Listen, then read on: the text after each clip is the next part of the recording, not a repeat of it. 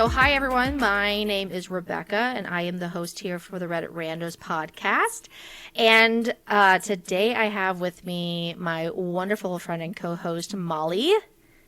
Hello. So, okay guys, we're in that last week of October. And so with that, we are coming to an end of spooky season.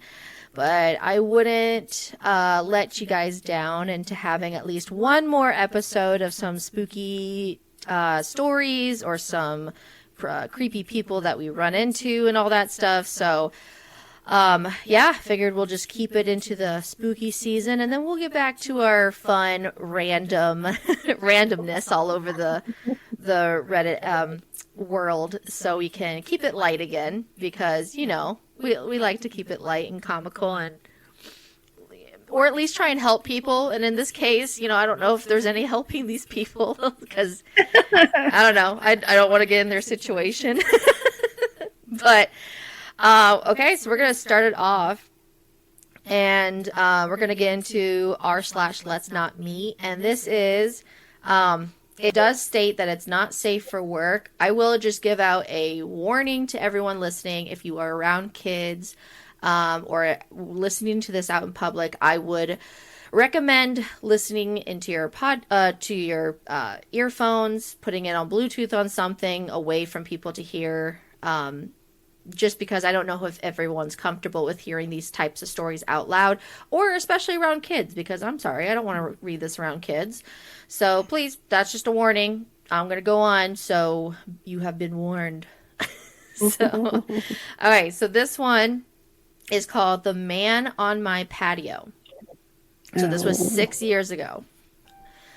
Okay, so this happened when I was around 9 years old. I'm 25 now, so this was 6 years ago, so he's about 31 now. And it's something I will never forget. It gives me goosebumps to this day. I live in a terraced house, 4 houses combined, and my neighbors and I each have our own little patio. There's a small road 10 meters from my yard where people do their Sunday walks and so on. Only a small fence separates my yard and patio from that road. I live in a pretty crowded area with several of these terraced houses spread around in my neighborhood, so seeing people walking on that road is pretty normal for me. Seeing random people standing on my patio is not. When I was 9, I usually got home from school about an hour before my mom got home from work. I live maybe 50 meters away from school, so my mom figured I was mature enough to be home alone for an hour before she got home. This one day I got home from school, I did the usual thing, which was to make sure I locked the front door and double-checked that the back door leading to the patio was also locked. I was 9, being alone was a little scary, even though it was in the middle of the day and only for 1 hour. I then rushed to my room upstairs to play as much PlayStation as possible before my mom came home and made me do homework. While playing, I heard this noise coming from outside my window. My room was located 1 floor over the patio with a view to the road I told you about before. It was kind of like the sound of a cat. But my cat had been missing for over 3 months. Hope sparked, and I thought, OMG, did he finally come back? I ran downstairs to check if it was my cat, but the sight that met me gave me goosebumps just writing this. There was a guy standing on my patio, a tall guy with black hair covering half of his eyes, making him look like a male version of the Ring woman or something. I could hear him making a high-pitched sound, almost like a cat meowing. A brown liquid was running down from his mouth, and I could see him spitting out my dad's stomped cigarettes. He was actually eating from the ashtray. I was frozen observing this. Eventually, I snapped out of it and screamed so loud that the man must have heard it. He didn't react. He kept on eating from the ashtray.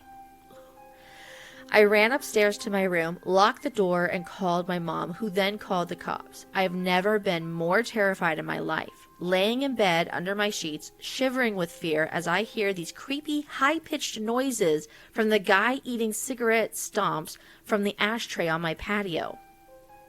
I kind of blacked out for a moment because the next thing I remember is the police arriving on the road by my yard.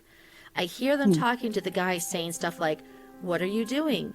Get over here or we'll come down and arrest you," and so on. He didn't respond, but the high-pitched sounds were more frequent and louder. I decided to look through the window, feeling safe now that the cops were there. I could see 2 police officers standing by my fence, one male, one female. I did not see the creepy man, however, because he was standing directly 1 story under me and from my field of view. The police jumped the fence, and I remember hearing the creepy guy screaming louder than anything I've ever heard before. He charged the female police officer with full force, and he frickin' knocked her out cold. The male officer then immediately tased the guy, leaving him shaking on the ground, screaming still. The policeman struggled to keep him on the ground while putting handcuffs on him, but eventually made it. After a while, he managed to wake up the female police officer, who seemed to be badly hurt. He called for backup and an ambulance, and then he sees me standing in the window above him. The expression on my face must have been something else, because he just looked at me and said, "I sure hope you didn't see all that." I started to cry. By this time, neighbors started arriving, wondering what the heck was going on. One of my neighbors, an elderly woman, made me come down, and she took care of me until my mom came home. The police took the creepy guy with them in their car and left. Before they left, they promised to come back and talk to us about what had happened. This is where the story takes an unexpected turn. The male police officer came back later that night and sat down with me and my mom to talk. He explained that the guy on my patio was actually diagnosed with severe autism. He had escaped a facility where mentally challenged people lived, located around 5 kilometers from where I live. He explained that the guy had actually been living in my house 5 years ago, but he had been forced to move when his mom, his only caretaker, died. The poor guy probably thought he would find his mom in my house. He missed the routines, and he missed living there with his mom. The police had moved him from the house that time 5 years ago because he was extremely strong. From what I heard, he had extreme tensions in the body because of the autism, making his muscles grow stronger and stronger throughout the years. This was the reason he reacted the way he did when the police came that day. Still frightened, I told the police officer that he needed to make sure this would never happen again, and he promised it wouldn't. After a few sleepless nights, my life got back to normal. The years went by and the guy didn't come back until 1 year ago. At this time, my mom and dad had moved out. I bought the house from them, and I'm still living there today. I was enjoying my morning coffee on the patio when I see this random guy stopping on the road by my fence. He just stands there looking at me. I look at him and give him a nod, and then I hear the high-pitched noises. I think, holy crap, it's him. His hair had turned gray, but by the high-pitched sounds, it made me realize who it was. My heart started racing, and I instantly remembered the reason why he was back. I realized that he must have managed to escape again. Because I kept my cool a bit longer than when I was 9, I started to realize how sorry I felt for the guy. 16 years later, and he was back to look for his mom. I decided to carefully ask if he wanted to come down to the patio. He instantly jumped the fence. I started to think he would knock me out like he did to that police officer, but he didn't. He smiled, he looked at me, and smiled.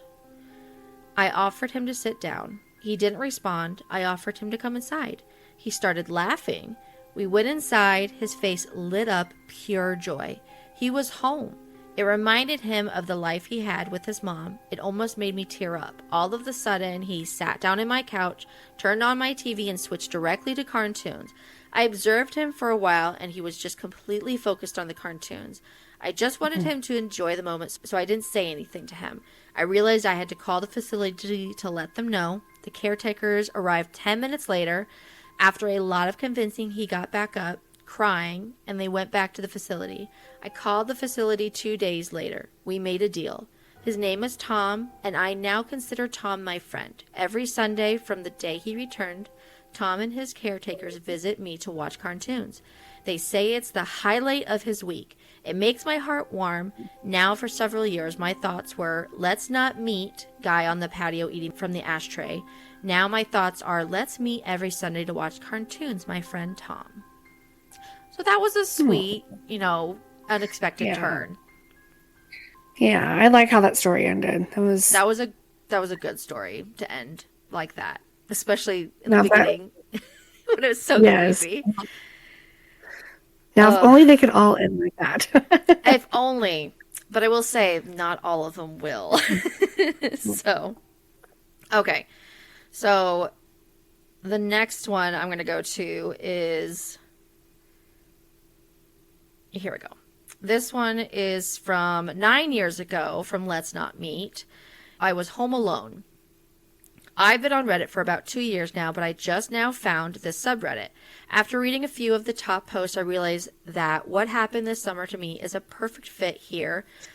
I haven't written anything in a long time, so sorry if this isn't the most articulate post. This messed me up for a while, and I'm still not completely okay, but it's easier to cope. It was the middle of summer, and my parents had left for the weekend to go to our house in the Cape Cod. It's about a 2-hour drive away, so it's no big deal for them to leave me alone for a few days. My mom had made some pulled pork and pasta for me to heat up to eat whenever I had some money if I wanted to order a pizza. Things were all good. The first night I was alone, I stayed up till 3 in the morning playing Xbox, so I woke up really late the next day. I checked my phone when I woke up and saw it was a little past 1. I had made plans to play some street hockey with my friends at 3, so I threw myself out of bed and stumbled into the shower. I take really long showers, so when my parents are gone, I go mental.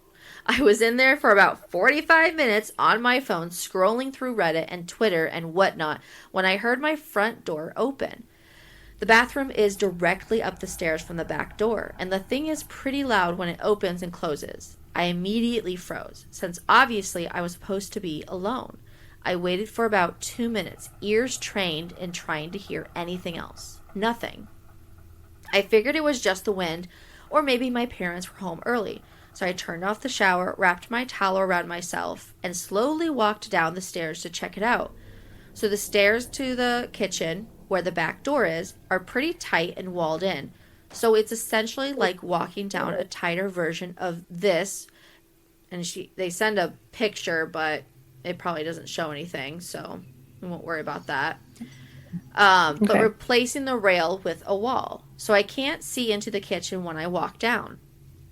Even though my house is old as crap and each step on the stairs makes a super loud creak, I still took my time and tried to be as quiet as possible. I probably took 45 seconds walking down all 12 of the stairs, so when I get to the second to last stair, right before I could see around the corner in the kitchen, I'd take a little breath to compose myself. In my mind, I knew I was being stupid, that there obviously wasn't anything in the kitchen.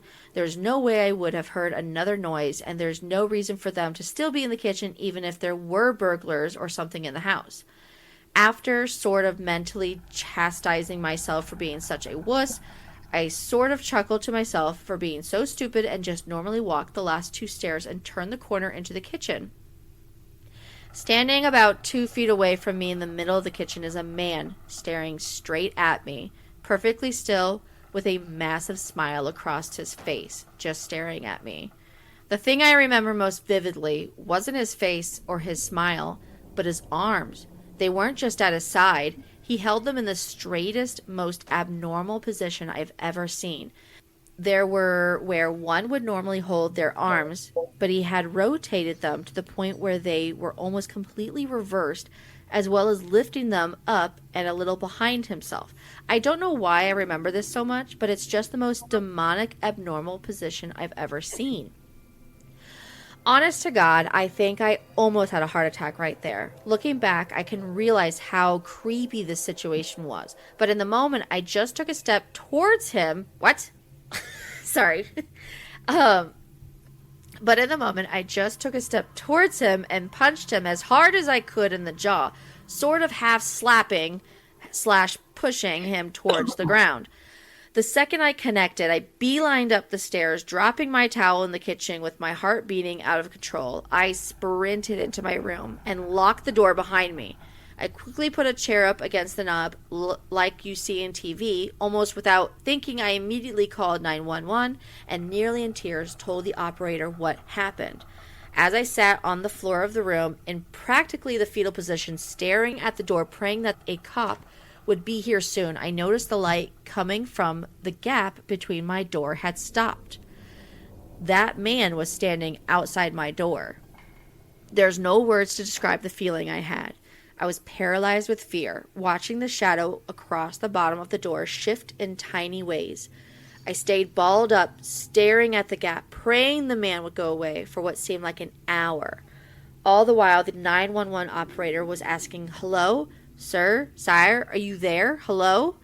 I didn't want to make a noise, and even if I wanted to move my arms to bring the phone to my mouth, I don't think I could have. Eventually, the light returned to the gap, and I heard the footsteps, the faintest of footsteps, slowly creaking the wooden floorboards as he walked down the hall. It was silent for minutes as I just sat there curled up, unable to even speak. I heard banging on the front door and the sound of 2 officers entering my house. I finally felt safe, and I opened the door to the 2 of them standing there. I almost cried. Nowadays, my parents don't even leave me home alone anymore. Thank the Lord. And I check every lock on the house before going to bed. I still get nightmares occasionally, and my heart stops racing whenever I see someone standing still. But I'm doing all right. Even working with sketch artists and a few lineups, the police never found whoever the person was in my house. That sends shivers down my spine every time I look outside, half expecting to see him standing across the street, smiling under a lamppost. I have no idea what he wanted or who he was, but regardless, let's not meet again. Ever again. Ooh. Just someone coming into your house. Well, just when he started to describe him, like, long, or not long, but like, anytime someone says any sort of body part is being held in some sort of like abnormal demonic position, like, nope, I'm out. I just noped right out of there. Nope. I'm out. Well, that's what he's like. I don't even know why I remember this part, because it's strange. That's why it's not normal. Yes. If it's abnormal for someone to hold themselves like that, already in a very scary situation, then yes, that's what you're going to remember. So, who knows what was going wrong up with that man? But that is so creepy. That and the smile. Blech. The smile. Nope. Yes, it's always the creepy smile. They just look at you like that is like the creepiest thing ever for just like a bad person. That is like a very bad person. Okay. So another one. This is from 11 years ago. It is titled. It is put down for not safe for work. I think a lot of these will be not safe for work just because they're creepy. You know, I think that if we keep going back in time here, the older these stories will get, I think the creepier they'll get. Because, the more validity you're gonna laugh there at is. This next one, then. The more validity there is to these stories, because now we can fake all kinds of things with AI and what have you. Like, we can make things fake and make things totally not true. Whereas back then, there wasn't a lot you could do to disprove something from really happening. Then, there wasn't social media to be able to get word out a lot faster about someone being bad. You would be left outside of your house where your parents would be like, okay, stay out there, go hang out with your friends, and don't come back until this time. So that was like the saying, it's 10 p.m., do you know where your children are, statements.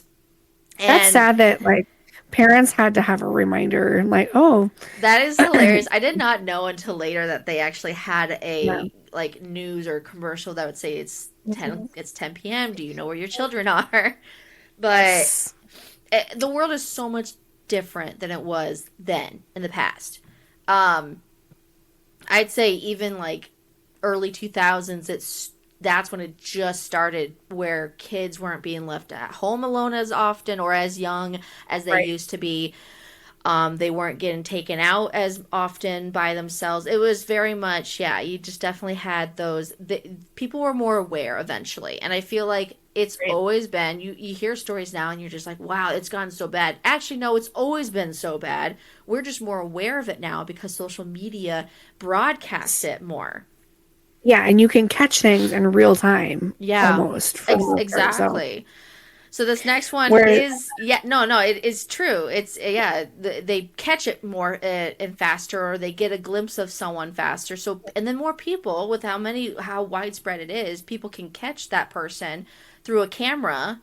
And yeah, so it's Mhm. like there's some more cameras, there's more social media outbursts and mass spreading awareness.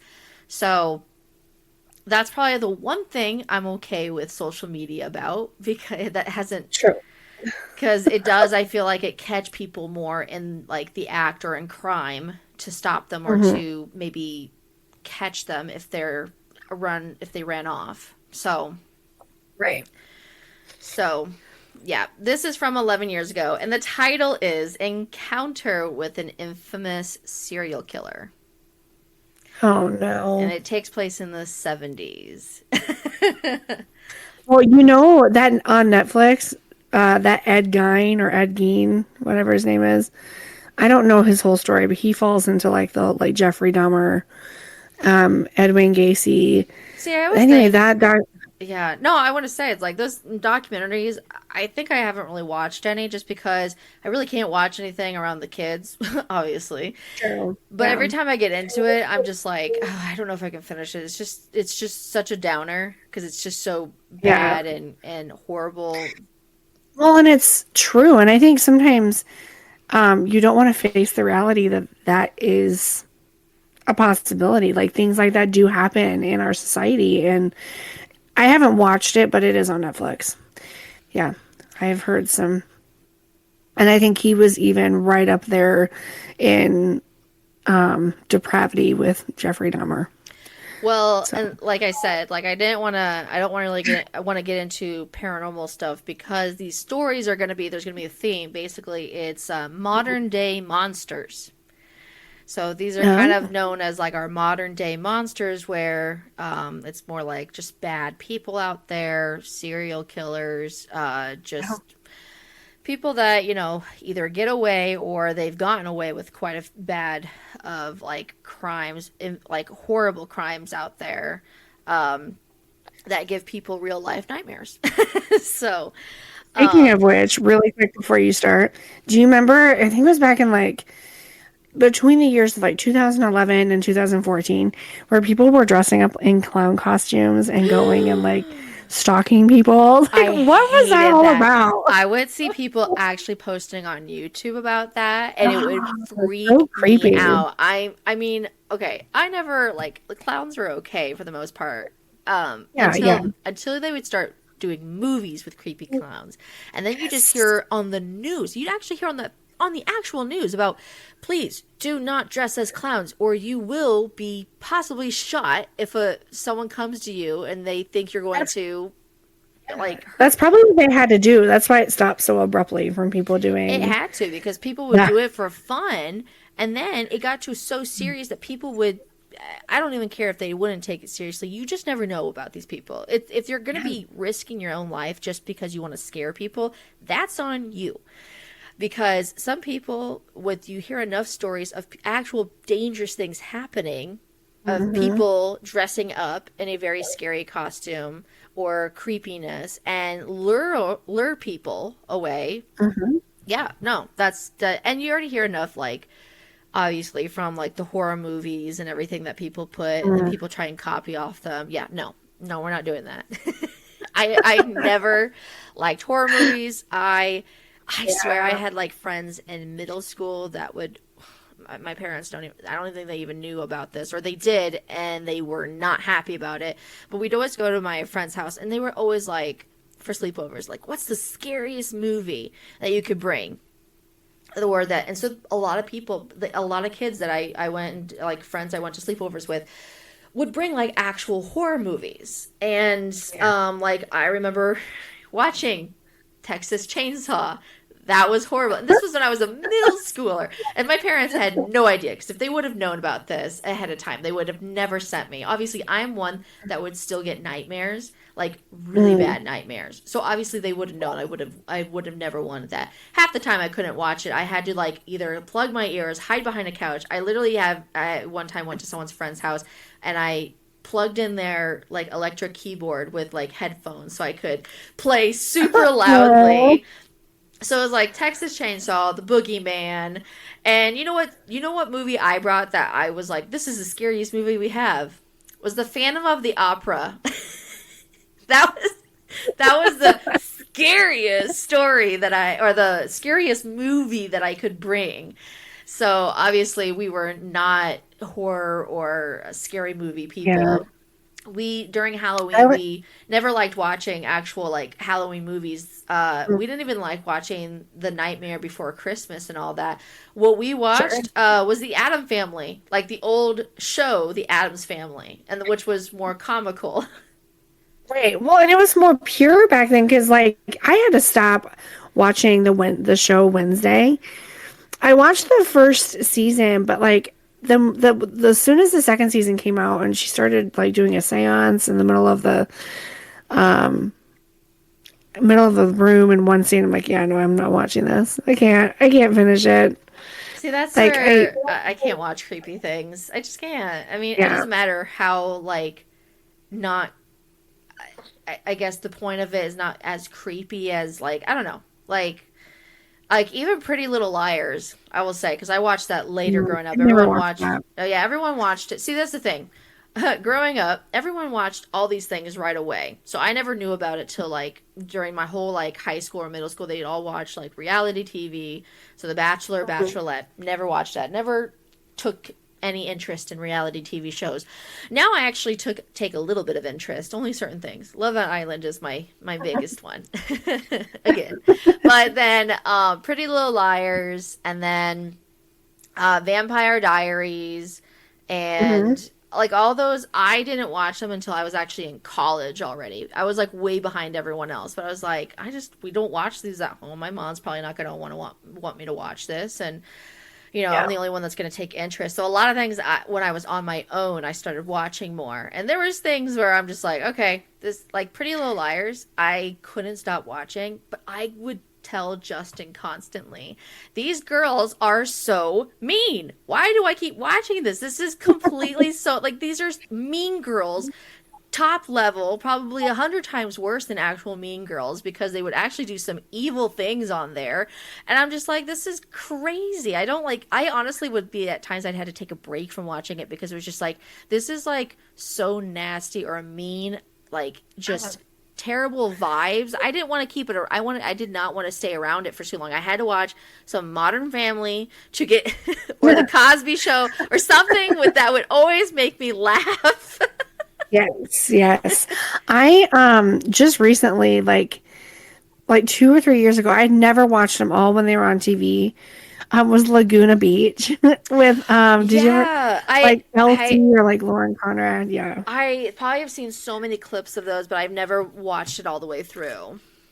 Laguna Beach in the hills. And there was like reality TV. But it was so Uh-huh. cheesy and just like what in the world? Like talk about brain rot TV. Like I think the only, and I never, like I said, I didn't watch reality TV show, but I, and I didn't even think of Bachelor and Bachelorette as reality TV. I just knew that, oh, there's shows of people trying to find love. The reality TV show that I remember that I was Jersey Shore with oh yes. I never watched that, Snooki. but yeah. No, I never watched it either. I just Yeah. remember Snooki, and it was like everyone Yeah. would make fun of her, but she was a hot commodity then growing up. For sure. For So, sure. okay, we're gonna get back on track. So, Okay.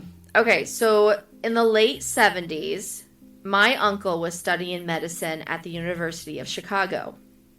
After a morning class, he decided that he would hitchhike back home to Lincoln Park on the north side instead of pay for a taxi. A man drove in a Plymouth Satellite and offered my uncle a ride. The man looked normal and seemed friendly, light-hearted even. So my uncle got in the car and they started driving towards Lakeshore Drive. However, once they got there, the man drove south on Lake Shore instead of north towards Lincoln Park. My uncle told the man he was going the wrong way and to turn around and head north. The man looked at my uncle, put his hand on his knee, and said, "No, son, you're coming with me," and smiled darkly at him. My uncle froze in panic, and when they hit the traffic near the South Shore, he quickly unlocked the passenger door and ran away without looking back.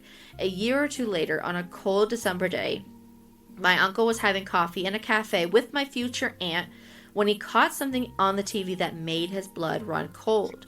He saw the man that had picked him up from the school that day the year before.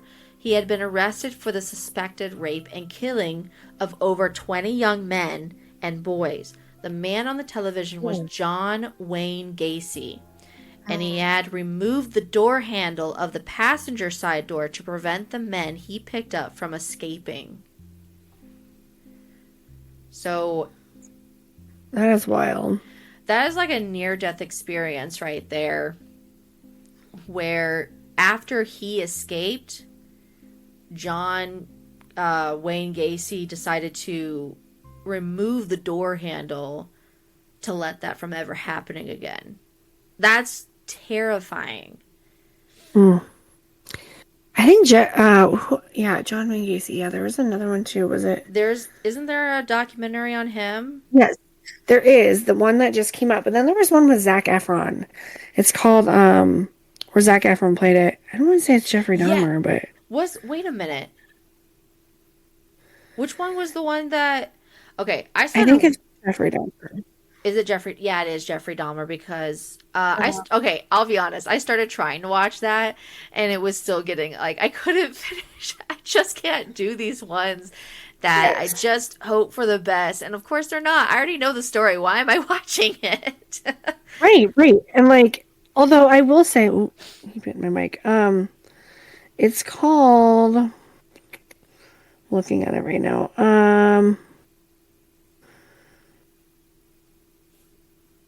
I'm trying to find it. Pretty sure it was Zac Efron who played. What's crazy is that they made him look very, very similar. Like this is crazy when they have those real life stories. Like they have like the real life like artists, the singers or the bands that they come up with people that look just like them, and the same as like these now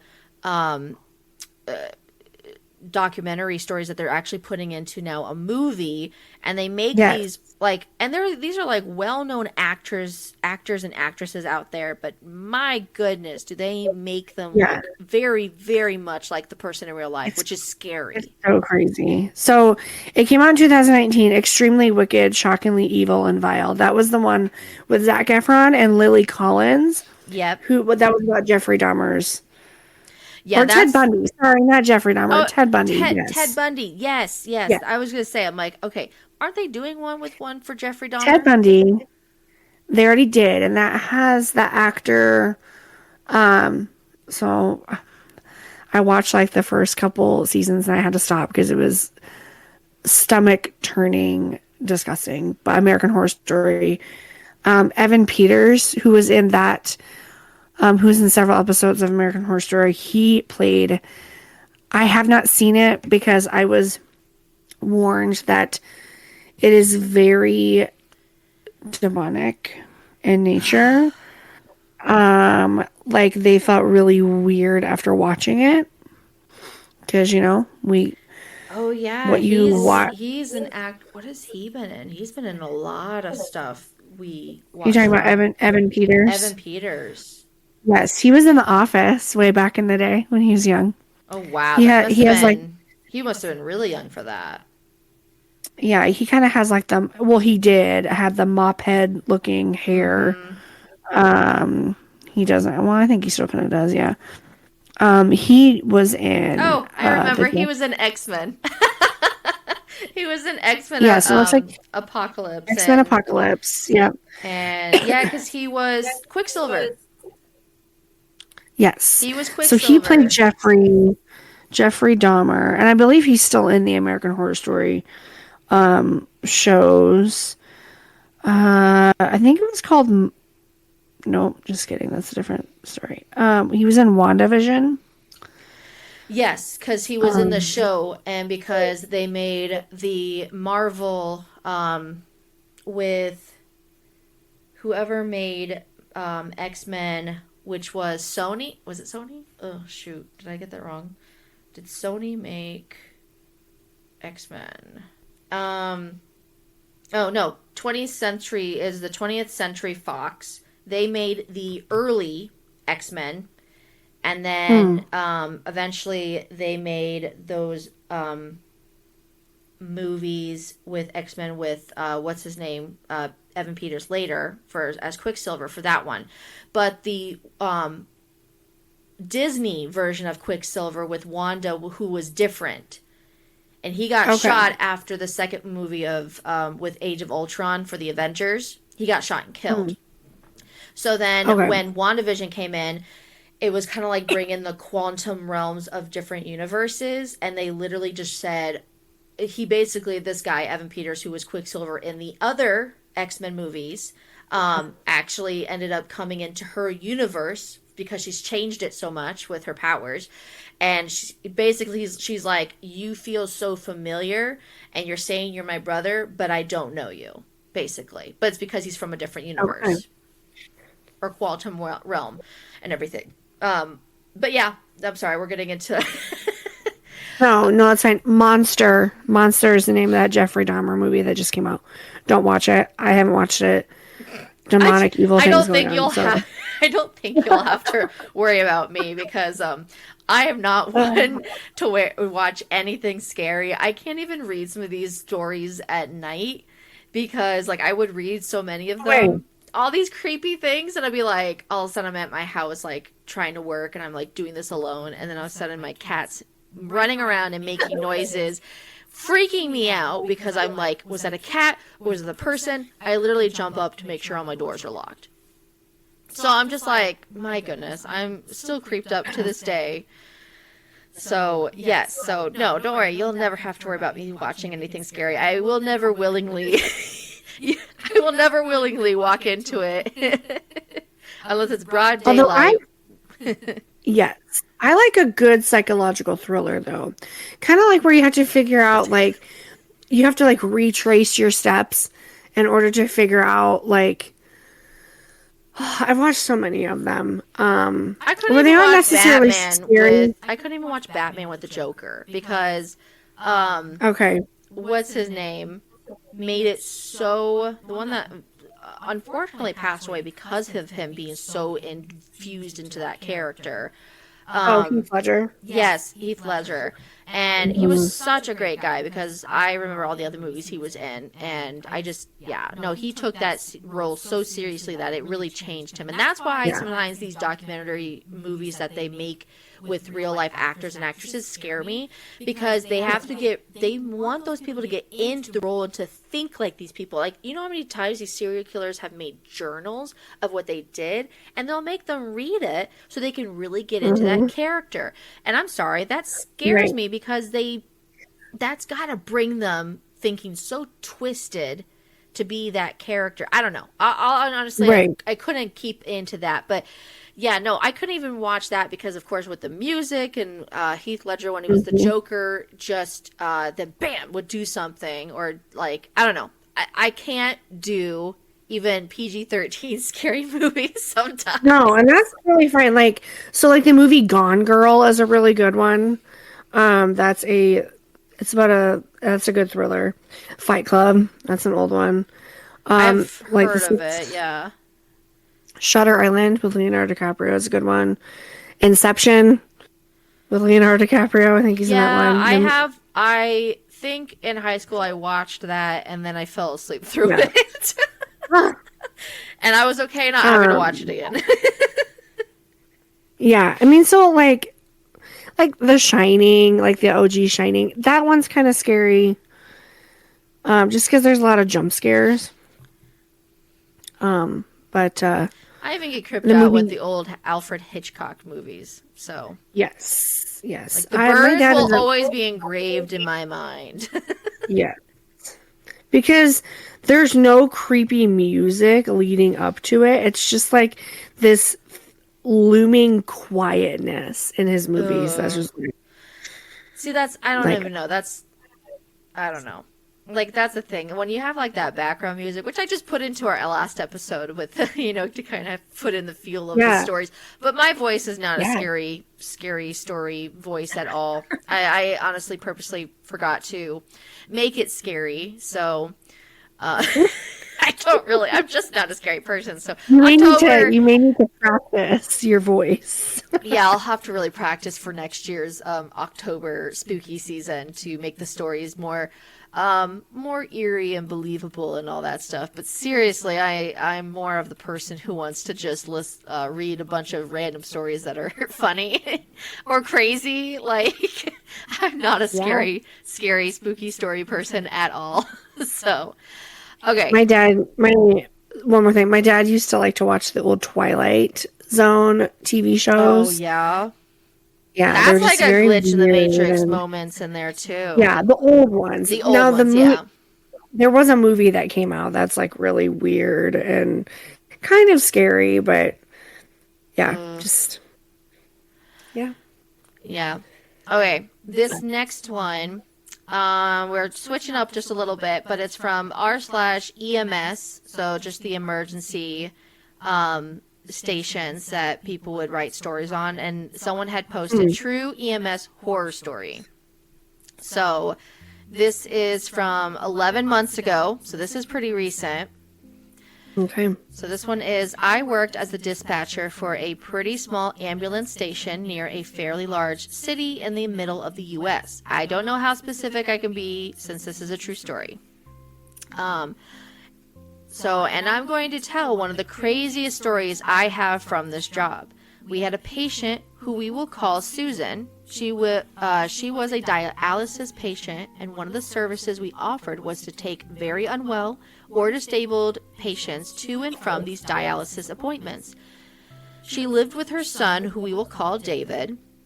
He was in his late 40s, and his mother, Susan, in her late 70s or so. Every week, like clockwork, we would have a unit bring Susan in to and from her dialysis treatments 3 times a week.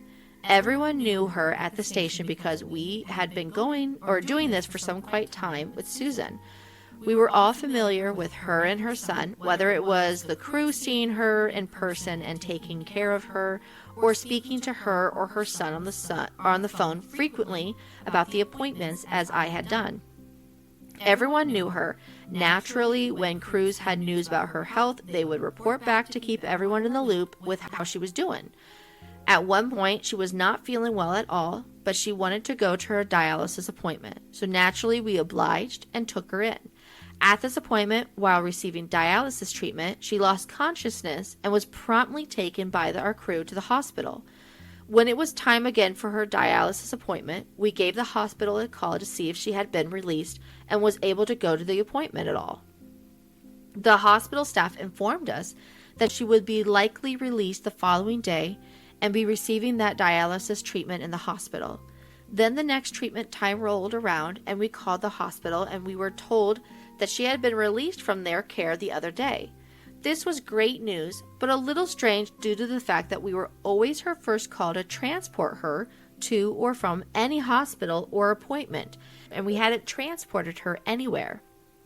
We quickly moved on, however, and called David, her son, to see if she was going to be requiring us for her treatment that day. He informed us that she wasn't feeling well and that she wasn't up to it, but that he was considering taking her back into the hospital. We tell him that if he needs us to just give us a call, and until further notice we cancel her trip for the day. We never get a call. Next appointment rolls around and we call David again to ask if she would be going. He says she's sick and she's back in the hospital. Weird again since we hadn't taken her, but doesn't seem that off considering her health had been deteriorating. Next appointment, same thing happens. We call David, his mom's in the hospital, we move on. Now is where things took a bit of a turn. When the next appointment came up, we had tried calling David to ask about his mother's status, but he never answered or returned our calls. So being that we had a contract with Susan and were to take her to these appointments unless told otherwise, we sent a crew to collect her for treatment. When the crew arrived at the scene, they knocked on the door to no response. They knocked again and were greeted by David smoking a cigarette. David seeming surprised, the crew said they were there to pick up Susan for her appointment. David responded stating he had not forgotten to call, but Susan was still in the hospital, not doing well.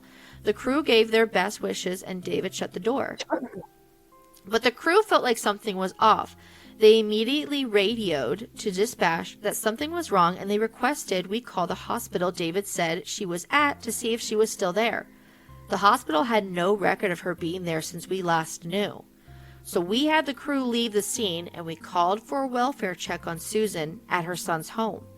We heard nothing the rest of the day from police, David, Susan, or anyone else involved. The next morning, I came into work, and the very first call I took began with, "This is Sheriff, blah, blah, with blah, blah. I'm calling to report back on the welfare check you asked us to perform yesterday." I was nervous as he sounded concerned, and I didn't really expect them to call back with any news. He proceeded to let us know that upon arrival to the home, they spoke with David, who was adamant his mother didn't feel well, but she was home from the hospital. The police asked to check on Susan to make sure she was all right, and eventually David obliged, letting the police in. Once entering the home, they were met with a grim scene, though I imagine they smelled it first. They continued to explain that what the officers observed was the dead body of Susan propped up on the couch, wrapped in blankets as if watching the television, but she had been dead for a while. They approximated around 2 weeks. When speaking to David, they found that he had been changing her clothes regularly and watching TV with her. Obviously, he was suffering from some sort of mental issue and grief, but the thing was, he had never taken good care of her until she was dead. No news coverage, no updates from police further than that, nothing. Stuff like this happens in your hometown and you'll never know. Crazy, right? That is like Norman Bates Psycho. And this is just a normal story that an EMS dispatcher had reported 11 months ago. Like, he basically said there was no news on any of this. And he's like, crazy things will happen that only police, firefighters, EMS, all those people will probably know, but they'll never tell outside of there. So that is sad. So, I mean, it's good to know that, like, this isn't just in movies, because you need to know that, yeah, it's not just something that's made up. It's something that actually happens, and to watch out for things. These horror stories and stuff, they got to come from somewhere, right? And I feel like there's been a lot of, I bet back in the past they have recorded so many scary things. Like, you got those true crime podcasts all the time talking about stories. And I listened to a couple of them, or I listened to them. And a lot of them were based back, like, in the 30s or back from the 30s until now. It's like you hear so many of these creepy things that happened then, but they're just not out there broadcasted because they were more common back then and not, right. And, like, we don't have social media today where we just, boom, blast everything right away. So sometimes people are more, I don't want to say discreet, but I feel like,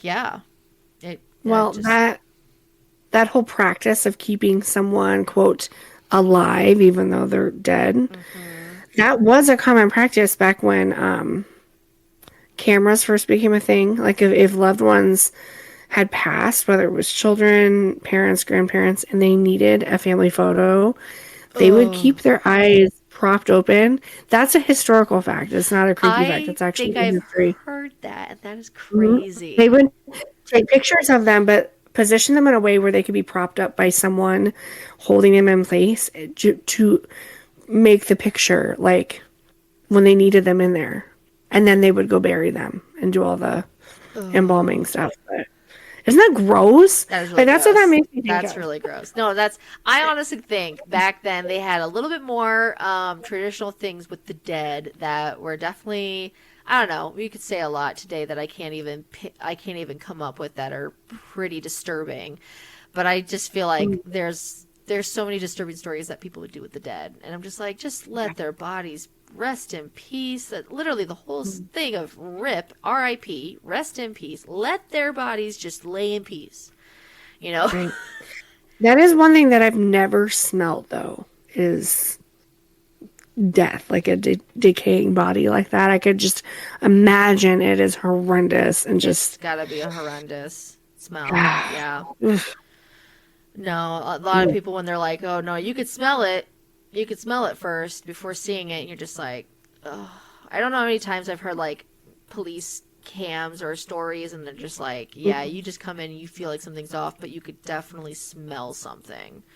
And that's like, even if it's like rotten animal flesh or something like that, it's still, or the flies. You can always tell if there's a bunch of flies. So, yeah. Oh, I've done too many stories that Okay, next one. Moving on. Moving on.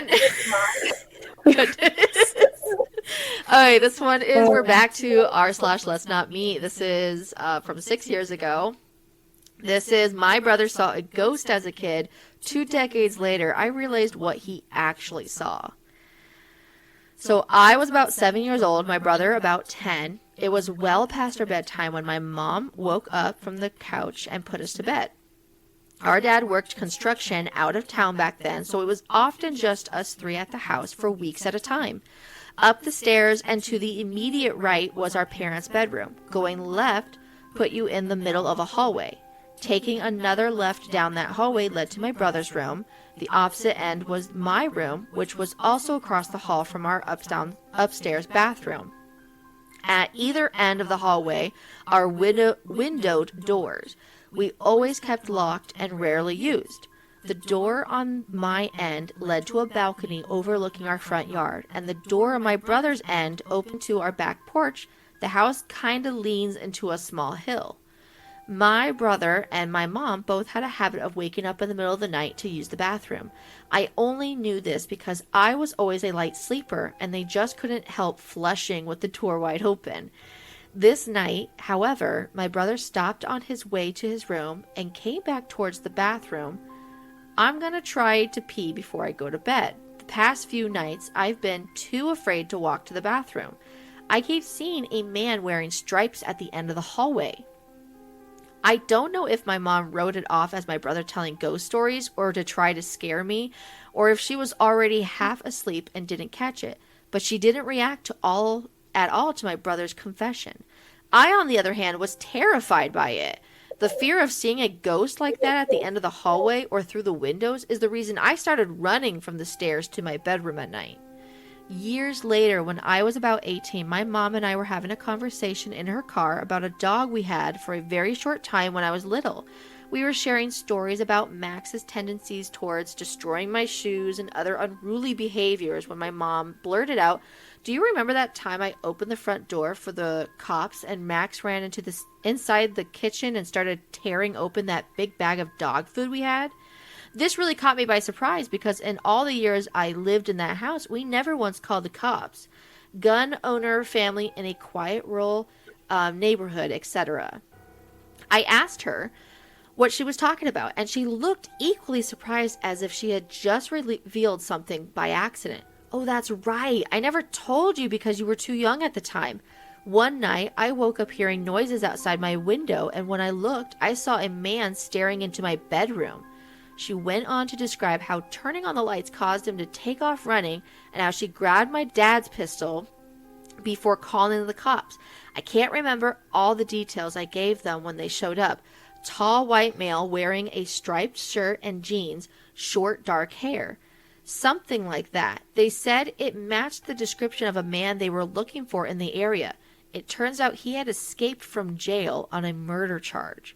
Now I know it sounds so obvious hearing those two stories back to back, but it wasn't until a few years ago, in my mid-20s, that I pieced together that my brother had unknowingly warned us about a murderer who spent multiple nights casing our home.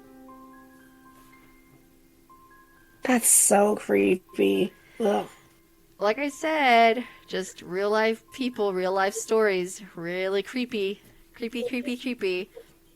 Thank goodness nothing happened, though. Like, Right. honestly, like, it was just mom and her two kids alone without dad. And he never got into the house, but he was casing it to try and get into it. So he was at their windows. Mm-hmm. And they were catching him, but they just thought it was. And that's the thing. Like, what do you believe is real? Like, oh, I keep seeing things, but it was actually real.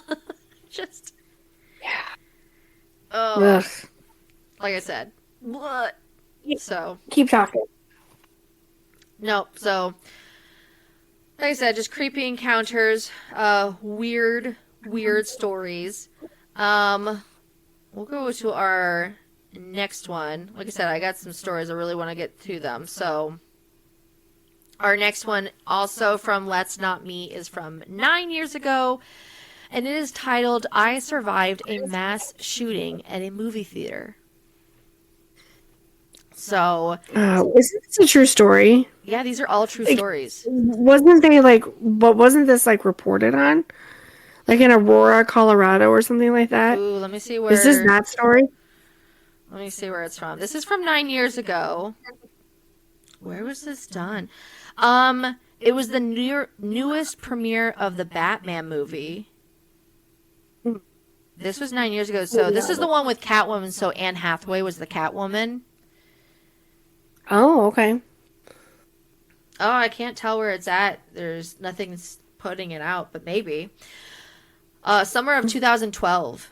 This is Dark Knight Rises. So I don't know where it's at. It's just telling me what they were watching. But this is... I don't know. Let me get into it. So this happened to me 4 years ago. It's by far the most extreme and life-threatening situation I've been in. The eyewitness account you are about to read is 100% true and is mine. For some understanding, this happened in the United States. It was the summer of 2012. My longtime boyfriend and I had recently gotten married. Even though we were dirt poor college students, we lived in a dinky apartment. We were having a blast. That particular summer, we gathered with our friends at the local movie theater almost every weekend. There was one just down the street from our apartment that had really cheap movie tickets. A night out that was under $10 was certainly within our budget. Anyway, one Thursday night, I had received a call from this group of friends inviting us to watch the midnight premiere of the newest Batman movie. I had just finished working a 12-hour shift and was pretty tired. I almost refused the invitation and thought of crashing in my apartment instead. However, I didn't want to miss out on the fun. And it was a movie I'd wanted to see for a while anyways. Certainly, it wouldn't do any harm to stay up later than usual and miss a few hours of sleep, right? At 10:30 p.m., we met at the theater. We passed large cardboard cutouts of Catwoman and Batman as we walked inside, greeted by the smell of buttery popcorn and the chatter of excited moviegoers. The ticket booth was to the right of the entrance, and just above that was an electronic list of movies being played. The 12 a.m. showing of The Dark Knight Rises was displayed up there in bright red letters. Being paranoid that the tickets would sell out quickly, one of my friends swung by earlier that day and purchased tickets for all of us. We bypassed the ticket line and went straight to the ticket taker. She smiled at us and kindly directed us to the Theater 9, which was on the right side of the lobby. If only I had known what I do now, that among the crowds a killer was lurking. That as I walked across the tacky red and purple carpet towards Theater 9, I could have been walking to my death. I think about it often now. What I would have done had I known. Pulled the fire alarm, called the police, screamed for people to run away, but of course I had no way of knowing that was about to happen. Oblivious to the peril I was putting myself in, I pushed open the doors for Theater 9 without giving it a second thought. The hallway in this theater was shaped like a U, and you could go either right or left. Theater 9 was the largest screening room in the building, perfect for accommodating the crowds that midnight premieres brought in. The screen was motionless and gray. Not even the previews had started yet because there was still a good hour and a half to go until the movie actually started. We entered on the right side, so all of the seats were to our left. I remember being surprised at just how packed the theater already was. Just about every seat was filled, much to our dismay. At first, it seemed like we wouldn't find a spot to sit together. Now, the way this theater was set up, there was a section of seats right in the front of the screen. This area was flat, and there were about 5 rows of seating in this section. A lot of seats in that section were empty, but sitting right in the front of the movie screen sucks, and none of us wanted to sit there. One of my friends then spotted a row with 5 empty seats all next to each other, perfect for the amount of people we had. These seats were about 3 to 4 rows up from where the seating rows start to elevate. We ran up the stairs before someone could take the seats and filed in. My husband Brock sat in the 5th seat. I sat next to him, and my friend Samantha sat next to me on my right side. Her boyfriend, Tommy, sat next to her, and another friend named Leo sat in the aisle seat.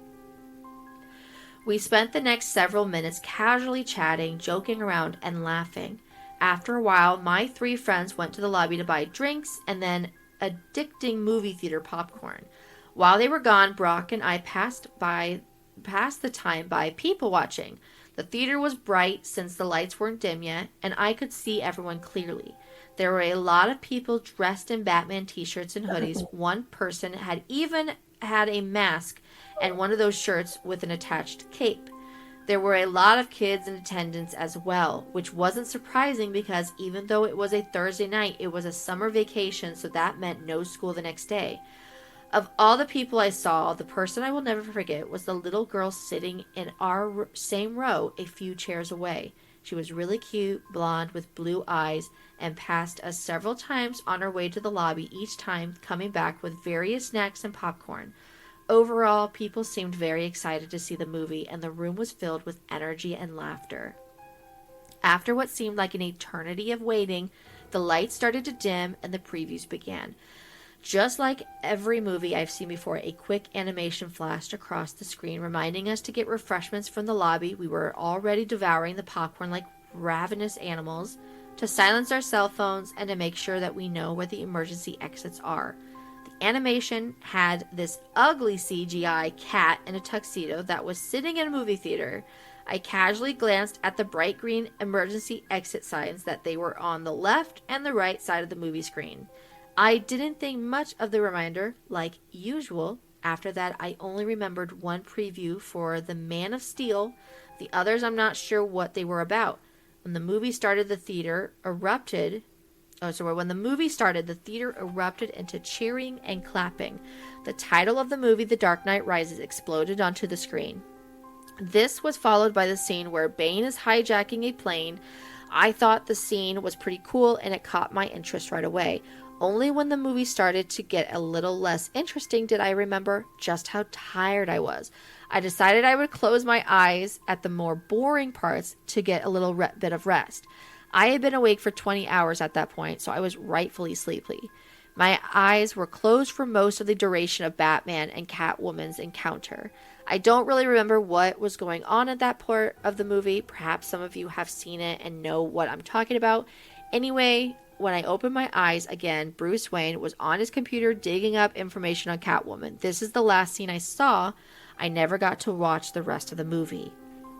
All of a sudden, a loud bang erupted from the left side of the theater. I sort of screamed a little because it startled me. A strange smell started to fill the auditorium, like it was like the smell of a firework. So I thought it was a cherry bomb or something similar. Had someone thrown fireworks into the crowd as a prank? Then, down near the right side of the movie screen, a dark silhouette of a person caught my attention. They were just a black frame against the bright movie screen. A series of flashing lights were coming from this person.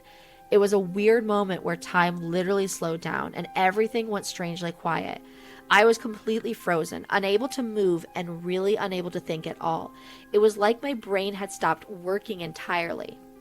Brock caught up immediately to what was happening, and he grabbed me. He pulled me to the ground and laid on top of me, shielding me with his own body. At this point in time, and sounds returned to me. I could hear the gunshots ringing out across the theater. People were screaming. The movie was still playing on top of it all, creating a chaotic explosion of sound. I realized the flashing lights I had seen were bullets flying out of a gun barrel.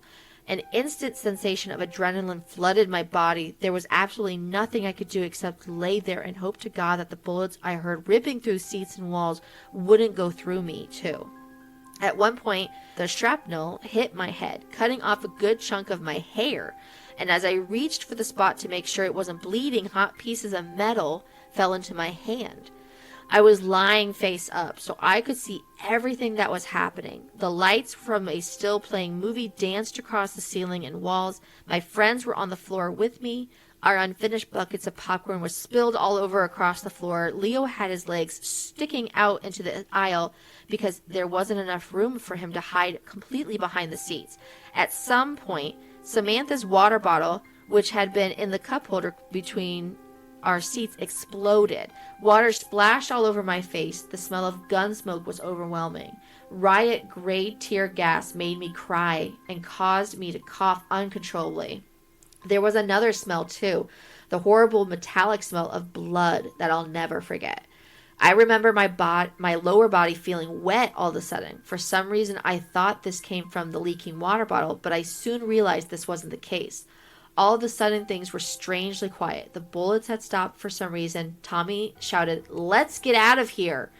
We took advantage of the opportunity and made a run for it. We ran down the stairs, across the front of the screen toward a bright green exit sign. We crammed into a small closet-like space where the door was. It was so dark, we had a hard time finding it. We were screaming and slamming on the walls to find the door, blinded by the tear gas and dumbfounded by shock. Then finally my hands felt the metal door handle and I pushed against it with all my strength. The door flew open and the light of a nearby street light flooded our eyes. We pushed against the door so hard that we fell over on top of each other on the concrete. Samantha lost her pink flip-flops just outside the doorway. As I scrambled to my feet and literally ran for my life, I realized my legs were red, absolutely soaked with blood. It was like I dipped my legs into a bathtub full of it. I checked my body all over and realized I wasn't injured at all. Where had this blood come from? I looked behind me and realized that the blood was from my husband, and he had been shot in the leg. A massive gaping hole had ripped through the lower half of Brock's right leg. His foot was barely hanging on and dangled lifelessly. Leo and a young man and I didn't realize were carrying Brock because after falling outside the door, he lost all of his strength and couldn't walk. I was completely shocked. I had no idea he had been injured, especially since he was right behind me the whole time and managed to escape the theater all by himself. How he did it on one foot, I'll never know. At this point, I screamed. My scream was so loud that it alerted nearby construction workers. At the point of the theater, there was a narrow parking lot, followed by a grassy lawn, and then the street beyond that. The construction workers were doing road repair on the street, but as soon as they heard my scream and saw us running, they stopped working and watched what was going on. I'm not sure why this is such a vivid part of my memory. Anyway, they carried Brock along the back sidewalk all the way to the end where the corner of the building is. This was quite a distance, several dozen feet. My husband had then collapsed from exhaustion and pain, saying he couldn't move anymore. He lay down and a puddle of blood started to form beneath him. I looked back and realized we had left a trail of blood leading from the door all the way to our current position. I was trembling. I knelt beside Brock and glanced around to see who else was injured. Tommy had been shot in the knee and the hip and was further away in the parking lot. The teenager who helped my husband was also injured. His dad and mom were with him. His mom was sitting against the wall and looked like she was going to pass out. She was bleeding from several places. That family escaped at the same time we did. I guess they heard the bullet stop and decided to make the run for it too. We were all so lucky because the shooting was still going on inside. I had to take off my shirt and use it to stop the bleeding. I'll never forget how lifeless and limp his leg felt, and I imagined that's what a dead body must feel like. I got blood all over my hands and arms. The police showed up really, really fast. I'd say we were only outside for a minute or two because before the red and blue lights of sirens filled the night and rushed to our location. We were literally a block away from the police station. A female officer stood by us the whole time until paramedics arrived, which took a very long time. Brock was one of the last to be taken to a hospital. He was bleeding out for almost 20 minutes before an ambulance pulled up on the same street and the road with the road work. At this point, he had become almost unresponsive and was on the verge of unconsciousness. Several massive guys rushed across the grass with a stretcher, loaded him up onto it, and then ran with him back to the waiting ambulance. I wasn't able to go with him because there was another injured person in the ambulance, and it was too crowded. I wandered around to the front of the theater alone, unsure of where my friends had went. My blood-stained shirt and a pool of blood were left behind on the corner of that sidewalk. Walking through the crowds felt like a dream. I couldn't believe what just happened. People were in hysterics and crying. A lot of people, such as me, were covered in blood. And like me, I'm pretty sure the blood staining their skin and clothes wasn't their own. A lot of people seemed to notice how lonely and dazed I looked, so they kept me company and even offered me a ride to a different hospital to find Brock, because I hadn't been told what hospital he was taken to. I hung around these people for a while as police swarmed the area and asked us what we saw inside the theater. The whole parking lot was on lockdown, and we weren't going to be allowed to leave anytime soon. It was around 2 a.m., so it was very dark outside still, and it was pretty cold. Wearing only an undershirt and shorts, the flashing red, blue, and lights of what seemed like 100 police cars were blinding. I remember seeing a big police vehicle pulling up that said something like Crime Scene Investigations Unit on it. I think that's when it really sank in and hit me. I started to get sick to my stomach and wanted to vomit, but somehow I was able to hold back. Eventually, police started letting people leave. I jumped into my truck and booked it out of there. I was in such a panic that I didn't even think to go back to my apartment, grab my cell phone, which I had forgotten, and call my parents or someone else to help me. I was angry, upset, scared, and most of all, still in a state of shock. Was I really going to lose Brock only a month shy of our first wedding anniversary because of some psychopath with a gun? Thankfully, by the time dawn rolled around, I found the hospital he was treated in. This was the next city over, maybe 45 minutes from the theater if you're going the speed limit. I was so happy to be there, and the hospital staff were also welcoming and understanding. After making sure I wasn't injured as well, they let me wait in the ICU room that Brock would be placed in when he was done recovering from surgery. I was so glad he was alive. Brock and Tommy both had survived, though many others weren't so lucky. I found out that the following day, after some much-needed sleep on a hospital couch, that 12 people were killed this shooting, and over 70 were injured. I remember they first thought 15 people were killed, but the real number was 12. The little blonde girl sitting in my row did not survive. She died in the theater no more than a few feet from us. She had been shot 12 times. A heartbroken police officer who cried during this court testimony tried unsuccessfully to save her by carrying her out of the theater and having her sent to the hospital. Tommy was rushed to a different hospital in the back of a police car. He underwent surgery and made a full recovery. The bullet missed his hip bone and narrowly missed his urinary tract and bladder. According to the surgeons, my husband lost almost half his blood. Brock made it to the hospital just in time. Any later, and he would have died. He underwent several blood transfusions and was in the hospital for 21 days. The wound in his leg was severe enough, and that they had to amputate it after trying unsuccessfully to save it.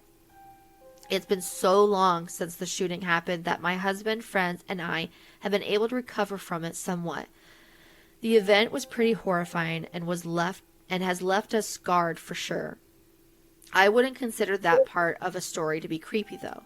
No, the creepy part is the shooter himself. I later learned much about him from the murder trial that would follow up in the coming years. Though my encounter with this man was very brief, he has affected my life greatly, and to know that people like this exist is disturbing. He is certainly one twisted individual that I never want to see again. I learned everything from watching the televised trial that took place in early 2015. This guy was going to school for neuroscience or something in California. I guess he was a pretty smart guy.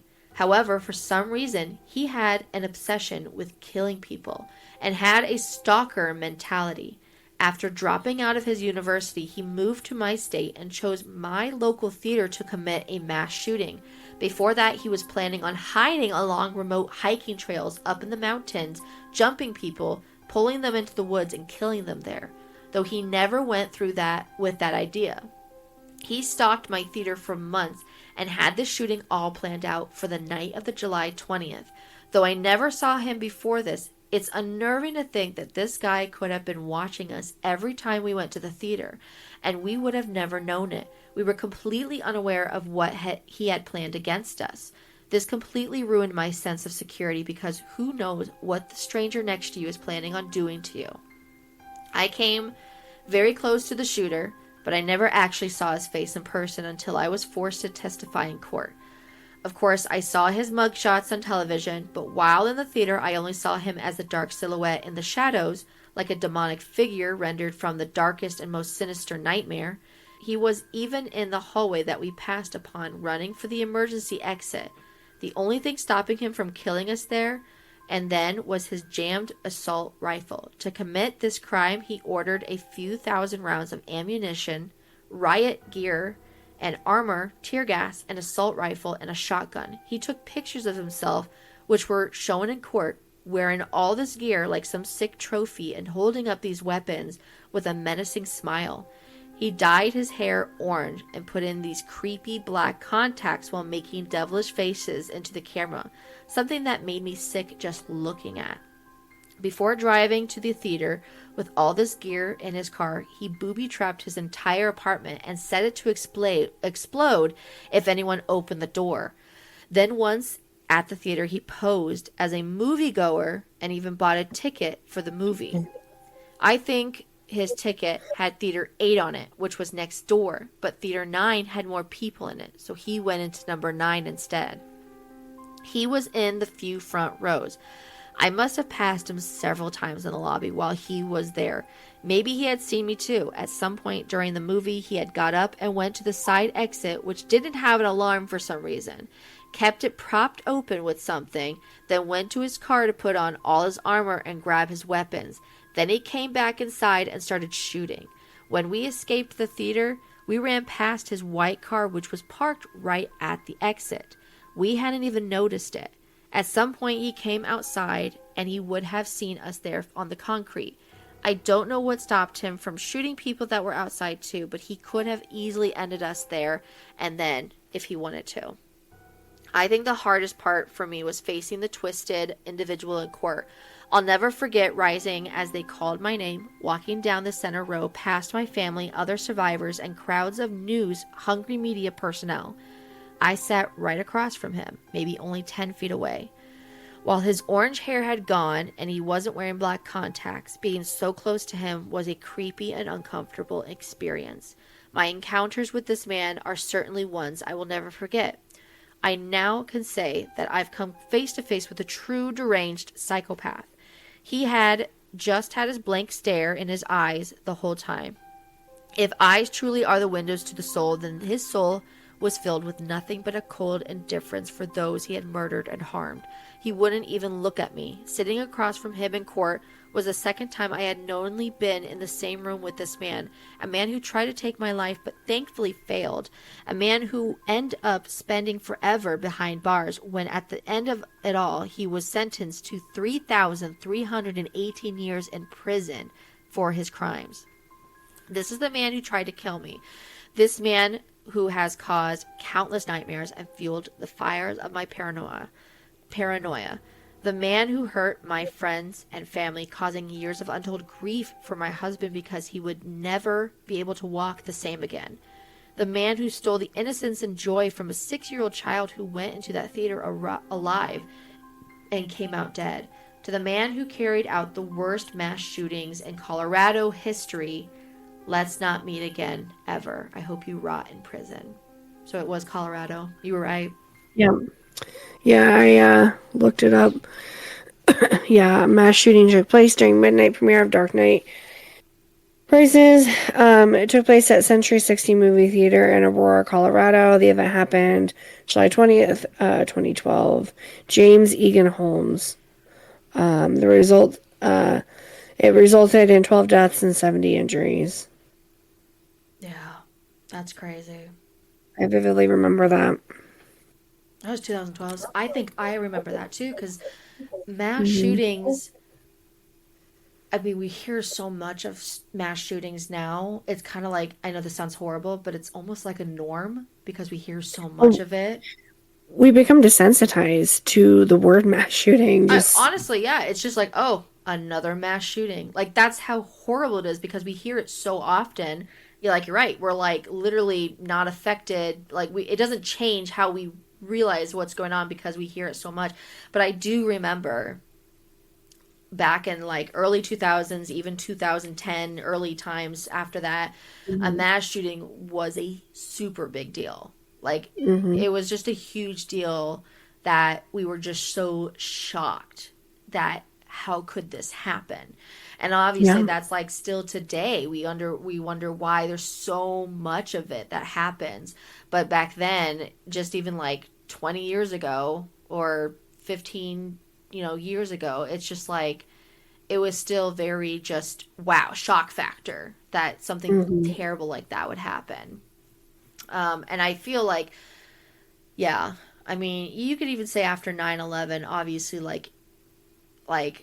airports would have more security and everything. I feel like after more of like the 2000 or 2010 mass shootings, we'd see more here and there. I feel like that's when they started having more security in schools, mm, and other locations. They just like have more security in certain locations. Like there was a mall mass shooting. I want to say I don't remember if it was like a couple years before that or after that, but that just it's just terrible how people can get away with certain things and yeah. easily sneak guns into places and other, yeah, it's just horrendous. So um Well, and I wouldn't be surprised if places like the Palms Theater out here in Waukee and a lot of the theaters that are still left, I know there's not very many now, but I wouldn't be surprised if they have security footage. Like, exactly. um All right, this one's from 6 years ago. I found like a lot of the good ones for like around 6 years or something. But this one is also from Let's Not Me, and it's Florida woman crawled out of my hotel mirror to rob me. oh my word. Oh my. I told you these are crazy. Just the titles people choose to put on these. It's like, what in the world? It's I what guess that, it's what hooks you in. yeah, yeah, Like half for the sure. time, I'll go through Reddit and I don't even read half the story. Sometimes I just look at the titles, and if they really capture me, then I'll just send it to myself, and half the time won't even read it. Okay, Oh, so this past Monday, my coworkers and I returned to our hotel from a day of work out in the field. Ooh, Rebecca. Ooh, not me for sure, but I would never let this down if I experienced this story. Rebecca and I walked to our rooms, and as we stood outside of our rooms, I opened mine and I saw someone in the bathroom. I said, "Hello?" Nobody answered. My first instinct was that it was a cleaning lady in there for some reason, and then I saw my bag with my clothes in her hands.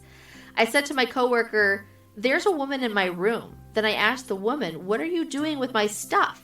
It gets a little fuzzy here because I can't remember everything I said and what she said, but she kept mumbling about how her key still worked, how it still worked, and that's how she got in.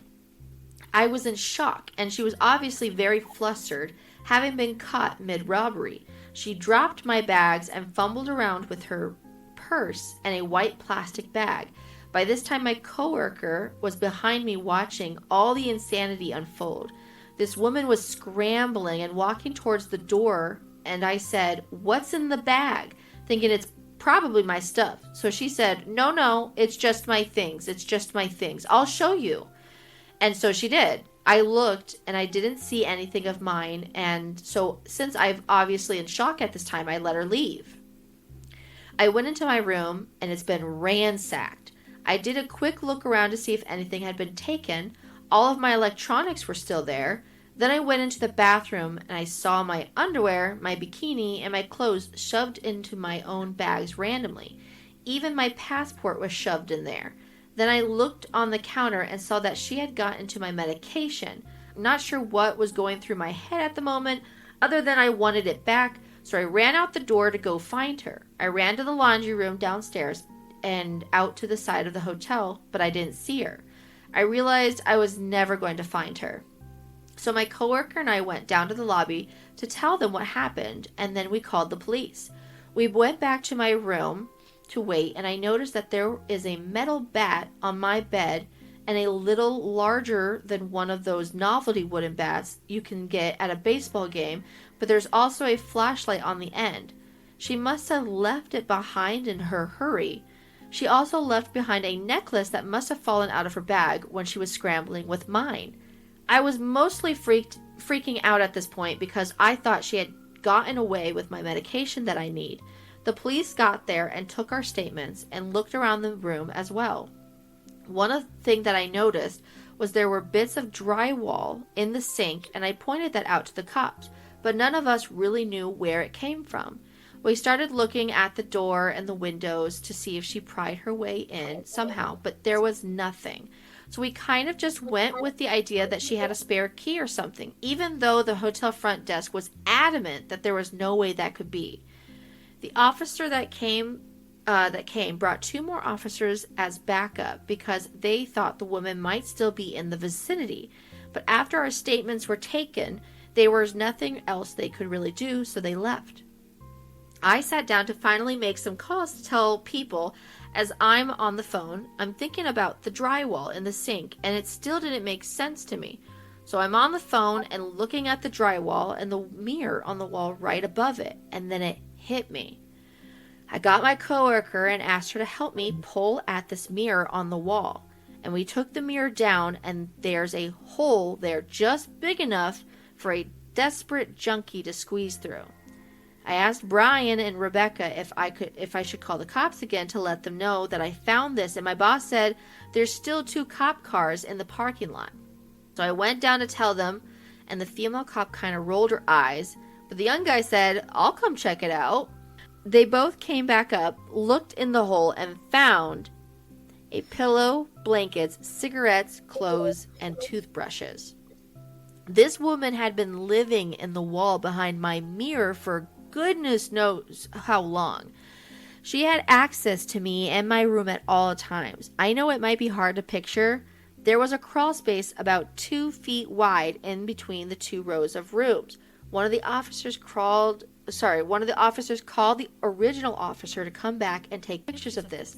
She explained to him what's going on, and all I hear over the radio is, "There's no freaking way." I mean, I would say the same thing. Yep. He comes back, takes pictures, and is just as mind-blowing as the rest of us. Obviously, we packed up and left immediately. What's even crazier is that she has probably been there a long time. The last time we stayed at this hotel, I would randomly smell cigarette smoke, and I assumed someone was smoking in their bathroom, and it was traveling through the vents. But nope, a junkie was smoking just on the other side of my mirror. She had access to other rooms, too. The holes in the walls were from a renovation, and the hotel hadn't properly patched and just covered up with mirrors. She could have been hanging out in people's rooms when they were gone. Anyway, this was insane, and I'm taking a little time off. Posting from mobile, so sorry if its formatting is off, but... ugh. That is wild. Oh, she actually shows a photo, too, of it. So, I wonder if you can... hold on, let me see.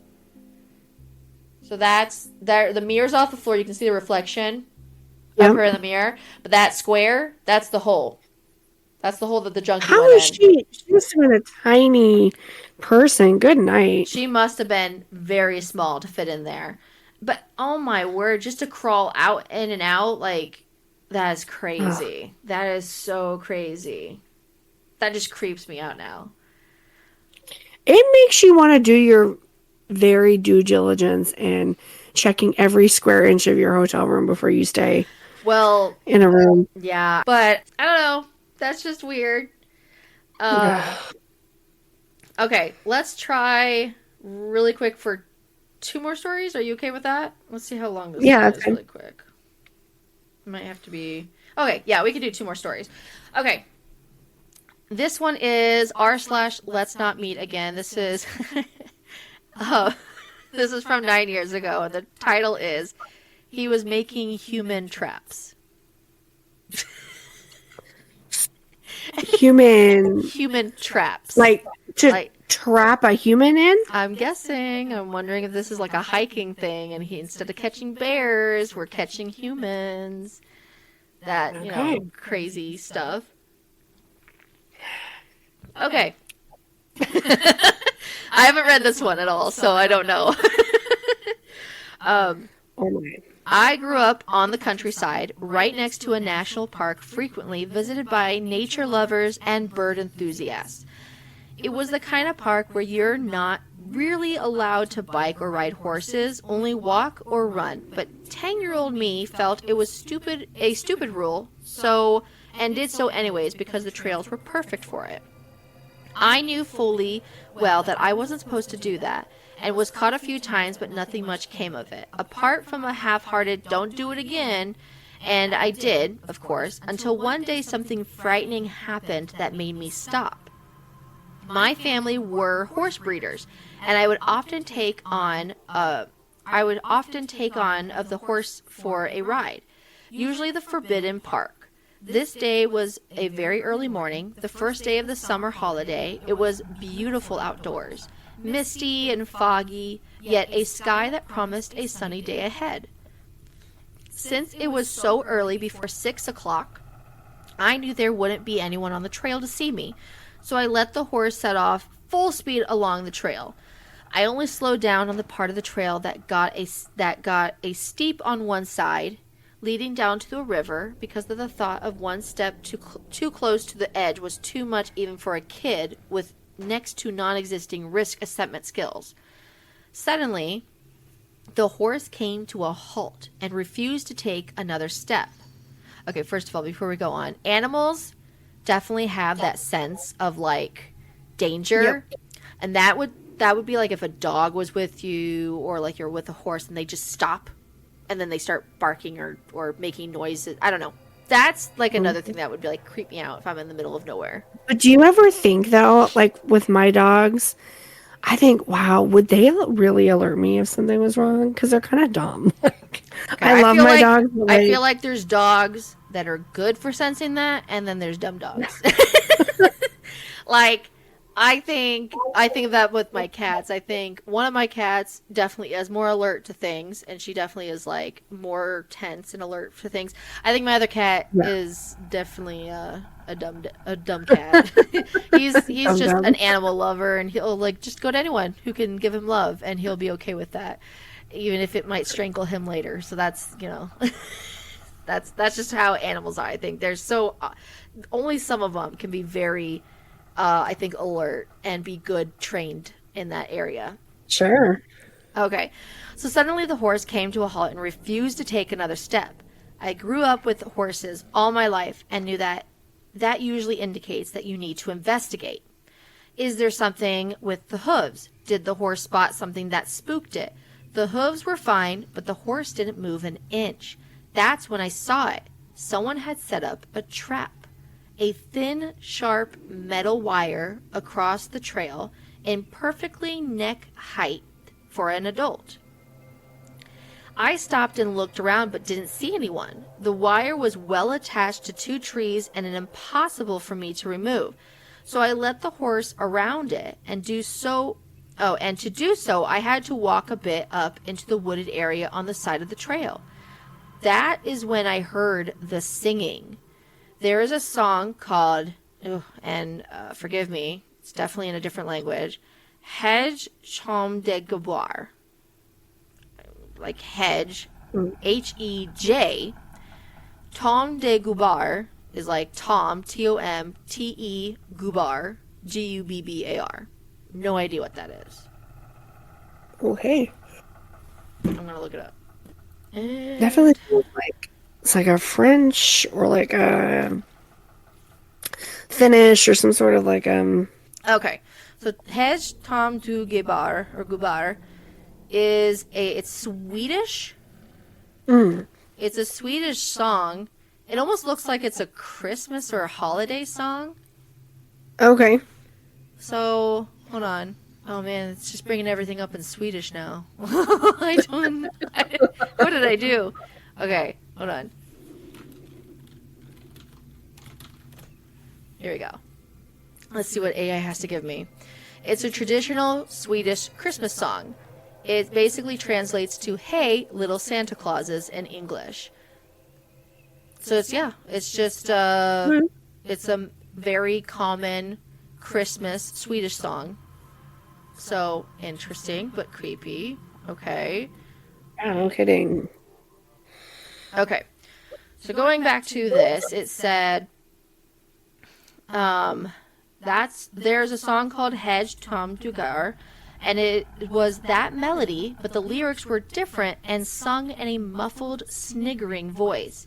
Today I only remembered parts of it, but translated it would have been something like, "Hey, all you runners, come here passing, let the lifeblood pour out."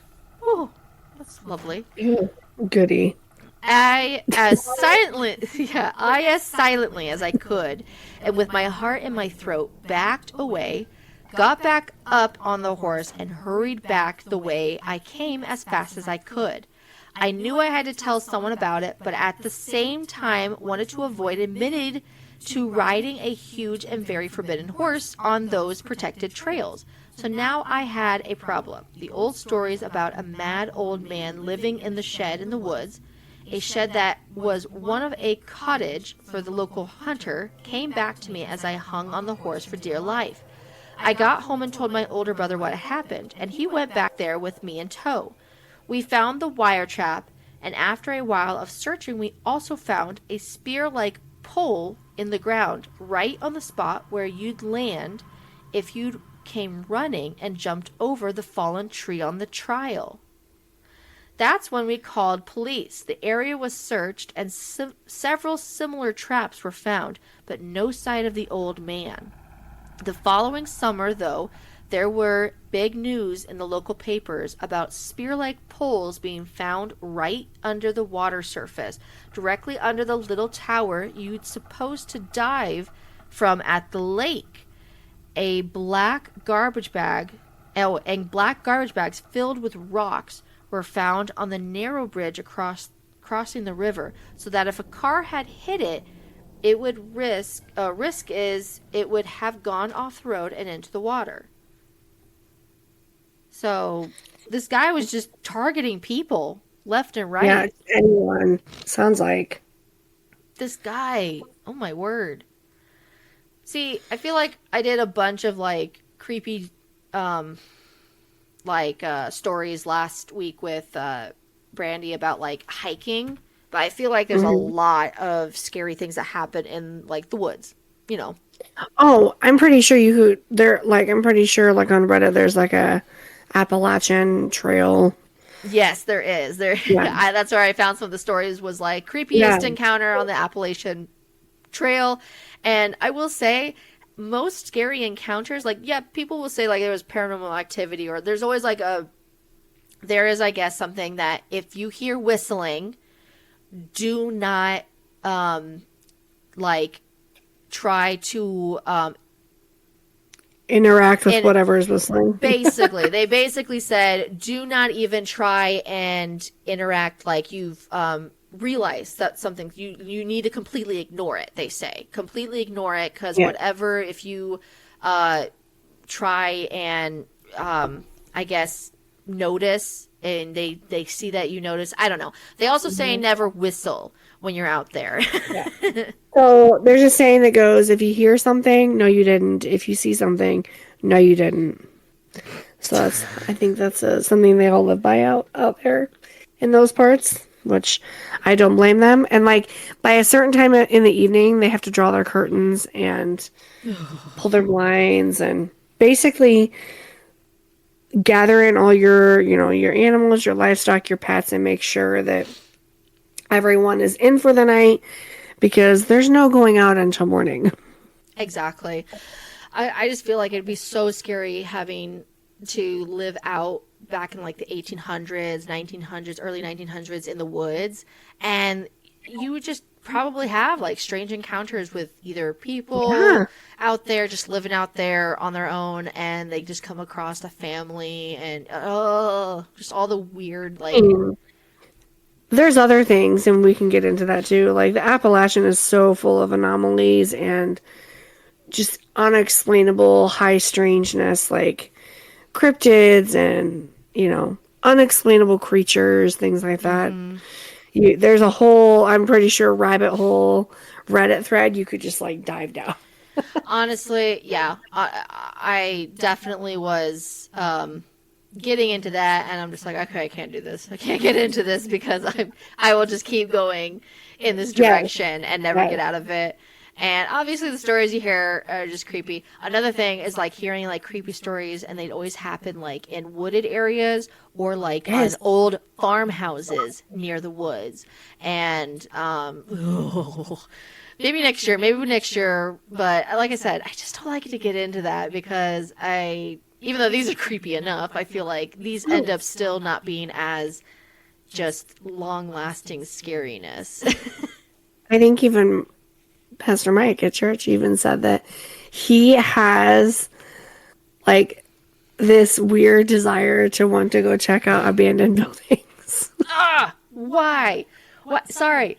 It's not even that like I don't like believe something's gonna come after me or come from it or something. It's literally just honestly just people could be living in there in abandoned places and Like squatters and and everything. And sorry, sometimes some people like that, if you're gonna, that's why you never want to go into abandoned places that hasn't been like have people around it for a while, because I don't want to have to encounter anyone that's been living there for a while and they're like literally on survival instincts, or there may be deranged people that have been living there for a while and probably living and making friends with the mice, and then all of a sudden a person comes by and nope, nothing good comes from that. So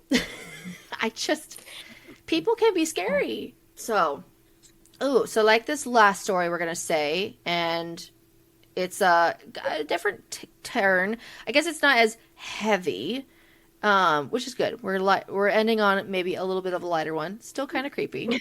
And the title, it's also from Let's Not Meet from 6 years ago, but it's also titled Cute Kevin. Oh no. What is it about 6 years ago? Like what was happening in our world then? Everyone was like, I swear, 6 years ago. A lot of these stories are from like 6 years ago. Yeah. But this was, what is it? This was right before the pandemic. It was all right before the pandemic.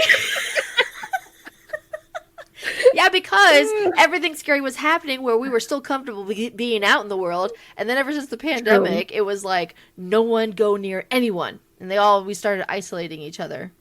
So I mean, I guess that's one thing. We're not hearing as many often creepy stories because people are wanting to be home more. Right. And not take random, walks out in the middle of the night. And okay. So this one starts as, this is a story with a happy ending, I promise. So that's good. Sure hope so.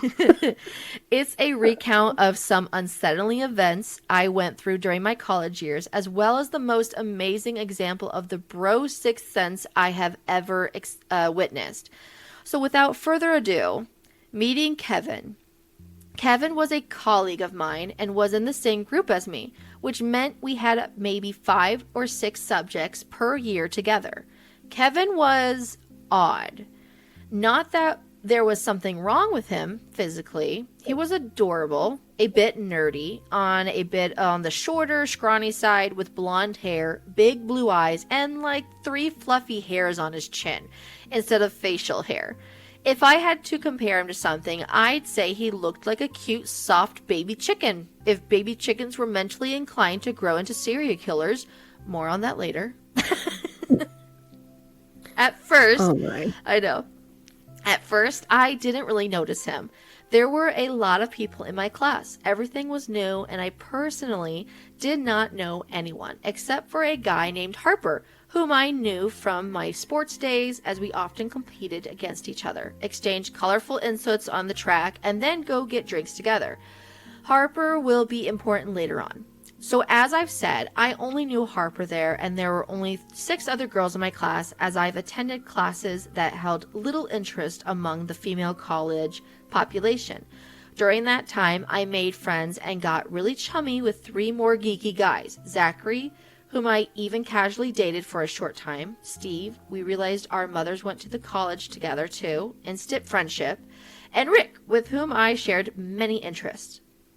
So to count it down, important guys so far: Harper, former sport competition adversary; Zachary, kind of casually went out with for a bit; Steve, chill guy, instant friend; Rick, nerd to end all nerds, but a well-off, interesting trivia, awesome guy. So there's all her guy friends. These are important. These would later become my personal army. And then there was Kevin. Cute Kevin, whom I made the mistake of asking if he had any notes picked up from the first half of a lecture I missed because I overslept. In Kevin speak, "Hey, got the notes from this morning?" apparently translated into, "I have interest in you, oh magnificent Kevin. Nothing would make me happier than knowing I have caught your eye, so please make sure I am never left without your presence again, for I cannot bear it." I borrowed his notes, partially copied them, and returned his notebook back. What I didn't see was that Kevin then sniffed the notebook when I had my back turned. Zachary noted your look. Oh, I hate when people do that. Oh, it's so weird. Zachary noticed it first and snort laughed about it later, because my first reaction to it when he told me was to sniff myself and see if I stank or something. I was young and naive then, so the sniffing was less what's wrong with him and more what's wrong with me. And that's where it all went downhill. Over the next few weeks, Kevin would always be there, never talking to anyone precisely, just kind of staring at me when we were in class, when we had breaks and went for coffee to the shop outside. Then he started showing up for classes we did not attend together and said he simply arrived too early for his later classes. He never participated, just sat there in the back. Also, Kevin had a sort of a aura about him. Like you didn't have to look at the door to know when he entered the room. You just felt his eyes on the back of your head and kind of wished for a shower. Anyway, I didn't worry too much until one day I went to the women's bathroom during a break. I did my business, went to the front section to wash my hands. In came Kevin. I was alone. Kevin turned, closed the door behind him, and locked the door. Needless to say, I was confused and unsure what to do, so I just stared at him and asked if he needed something. "Hi," he said, then proceeded with, "How are you?" Like he hadn't just locked himself in the women's bathroom with me for no fathomable reason. I realized something was very, very wrong and attempted not to panic, managing to keep a nonchalant expression and turned toward the mirror so I could still see him and pretended to fix my makeup. "Fine," I said, and spoke no more. I could see Kevin fidgeting, playing with the key nervously, and after a long and uncomfortable silence, an eternity really, I heard loud banging from the other side of the door. It was Harper and Steve. Harper yelling something like, "Kevin, get your scrawny butt over here and open that door, or I swear to God, in the next 10 seconds, this door ain't gonna be the only thing I'm breaking." That's a good friend. Yes, absolutely. I could hear Steve behind him, sounding a bit panicked, telling him to move, since he managed to get the spare key. Kevin paled and stepped away. The key he had falling somewhere to the floor. Steve and Harper unlocked the door, and Harper jumped on Kevin like a dang primate and knocked him on the floor, while Steve and Rick, who was there as well, got inside and all but dragged me out of the bathroom area. None of them wanted to tell me what or why or how any of that happened, but I pushed at the weakest link, Rick, when we were alone, and found out that a whole hour prior to all of that, Rick overheard Kevin asking one of the on-campus students, the guy who gets extra cash if they help with paperwork, fixing and cleaning the campus, for the ladies' bathroom key, and paying him for it. Rick didn't know why the heck Kevin would need that key, but knew that Kevin was a weirdo, so he figured it couldn't be good. Later on, Steve was looking for me and asked Rick if he had seen me, and stuff kind of clicked for Rick. They asked around, and people told them they saw me go to the bathroom area and I didn't come out yet. More confirmed, they saw Kevin going there too and joked that we must have had a makeout session. Steve immediately connected the dots. Harper overheard him talking to Rick, and they went to break me free from Kevin's affections, while Steve ran in to get the extra key from the janitor. Kevin appeared with a lightly black eye in class 2 days later, and just wishing to forget the whole thing, I pretended he did not exist. I wish this was the end of it. Maybe a week or two went by. I figured he learned his lesson. He's leaving me alone. But then he got the wind in his sails back for some reason and proceeded with attempting to sit next to me in class. He was so insistent that Zachary got involved, and now the guys, Harper, Zachary, Steve, and Rick, made a timetable so 2 and 2 would attend classes at a time when I was there, so each could sit on either side of me. I never asked any of them to do this. They insisted. After a few failed attempts, Kevin gave up and settled for sitting in the back, glaring at my back and the 2 guys on duty that day. I wish this was the end of it. 2 weeks later after that, Kevin either didn't show up for class or left early. I hoped he found some other interest and that it was finally over. But no, I noticed Kevin was now following me to the bus station. It took just one time to see him standing inconspicuously behind the newspaper stand to freak out and call Steve, as he lived nearby. Steve picked me up and drove me home. The next morning, Harper called me around 9 a.m. and went, "Are you in my class at 10 a.m.? Yeah. Pack your stuff and wait for me at the end of your street. Kevin is waiting for you at the bus station. Steve just called me." This went on for some 5 days, as the guys extend their bro services to now accompany me literally at all times before, during, and after class. Just to point out yet again, I'm eternally grateful for this. These 4 dude bros of mine were like the 4 horsemen of the apocalypse. All business and vengeance, and it was amazing to have probably saved me from a lot more problems with cute Kevin. That day, Kevin showed up to class looking somewhat roughed up, but now stared at me with so much hate I could barely cope, and finally, after some advice from Harper and Rick, decided to bring this to college authorities. The pro dean immediately transferred Kevin to a completely different group, so our classes never overlapped again. I stopped seeing Kevin all the time and reached my final year in college. By now, Zachary and Steve moved away. Harper finished it early and no longer attended classes, so it was only me and Rick now. But it was okay, since Kevin was no longer there. I wish this was the end of it. Rick and I finished college, graduated, and decided to celebrate by visiting a medieval fair in Rick's hometown that summer. We agreed to get some drinks for old time's sake. All was well. We had a great time as we toured the fair a bit. And suddenly Rick, the sweet, polite Rick, goes, "Son of a gun, ain't that frickin' Kevin?" "'Twas frickin' Kevin." That's just how they're writing. Goodness gracious, cute Kevin is there, staring at us, then turns on his heels and leaves. We saw him a few more times. I started to panic, thinking he's followed me again. So Rick was already dialing a few of his friends to come over, but Kevin suddenly got lost, and I never ever saw him again. Carry on, Kevin, you creepy little chicken. Hope you learn to function in society by now. Wow. Someone had written underneath that, they all deserve a spot as your bridesmaids. Right. Those That's were cool some that she had. loyal friends. She had some loyal friends there. They were all like good, solid guy friends too. That's kind of unusual. Like that they just stepped up and, you know, made sure that she was good and I know sounds like put Kevin in his place. they all came up with like scheduled times they would sit with her and be with her. They all looked out in areas that she'd have to walk home. Like that's really great that they looked out for her. Like for this one person, she made quite a big influence for them to be like, we're going to be friends and we're going to do all we can to take care of you. So this guy, this creep doesn't, I don't know what he was intending to do.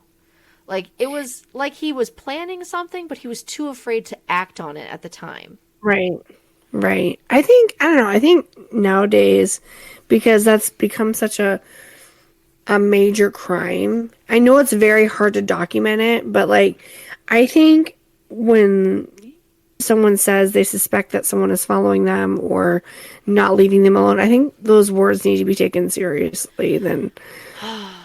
I know, but the thing is, I've heard so many stories of like having a stalker and Mhm. just something creepy happening, but they didn't do anything physically to assault you. Um, so they'll call the True. police and the police will tell them like, well, we can't do anything because they haven't acted on it yet. They haven't hurt you in the process. Like it's like the only way you could have a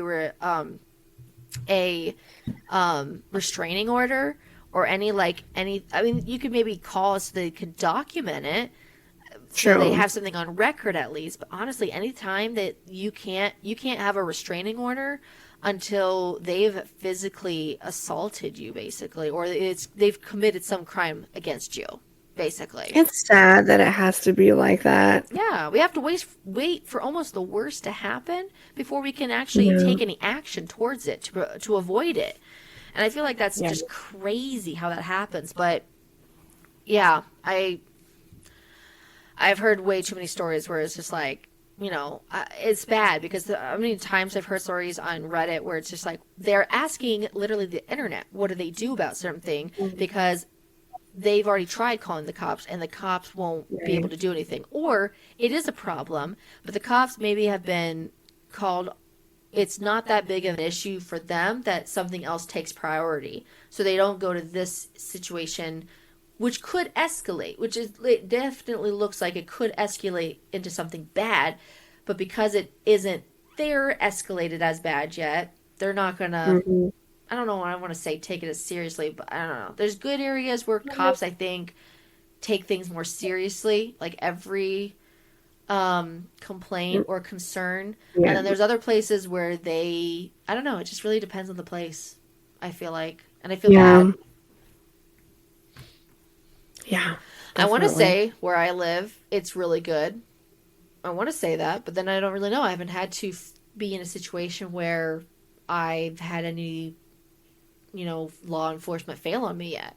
So I think it's Mhm. not until like people have actually gone through that they have the mentality that, oh, cops aren't going to do anything. So, It's very strange. Like maybe they've gotten better with this, like I said, and I agree with you too. I've never had firsthand experience with anything like that. But like for example, like the sheriffs up here in Grimes in this area, like they will be so vigilant in taking and noticing like not really suspicious behavior, but like for example, there was two different times when I was doing 75 hard, and I did it in the winter months, and so I would be walking outside. It like it was kind of dark, but like the snow made everything, white, and I was very bundled up, very warm. And two different times on two different nights that I was choosing to walk, I had a cop, I think it was the same one, stop me and ask if I was okay, if I needed a ride anywhere because I was out walking, by yourself. all by myself, all bundled up. And I said, no, I'm choosing to do this. I'm fine. I was literally just in my neighborhood, like just walking. But yeah, it's funny that they're so diligent on that front, but yeah, it won't believe you if Yeah.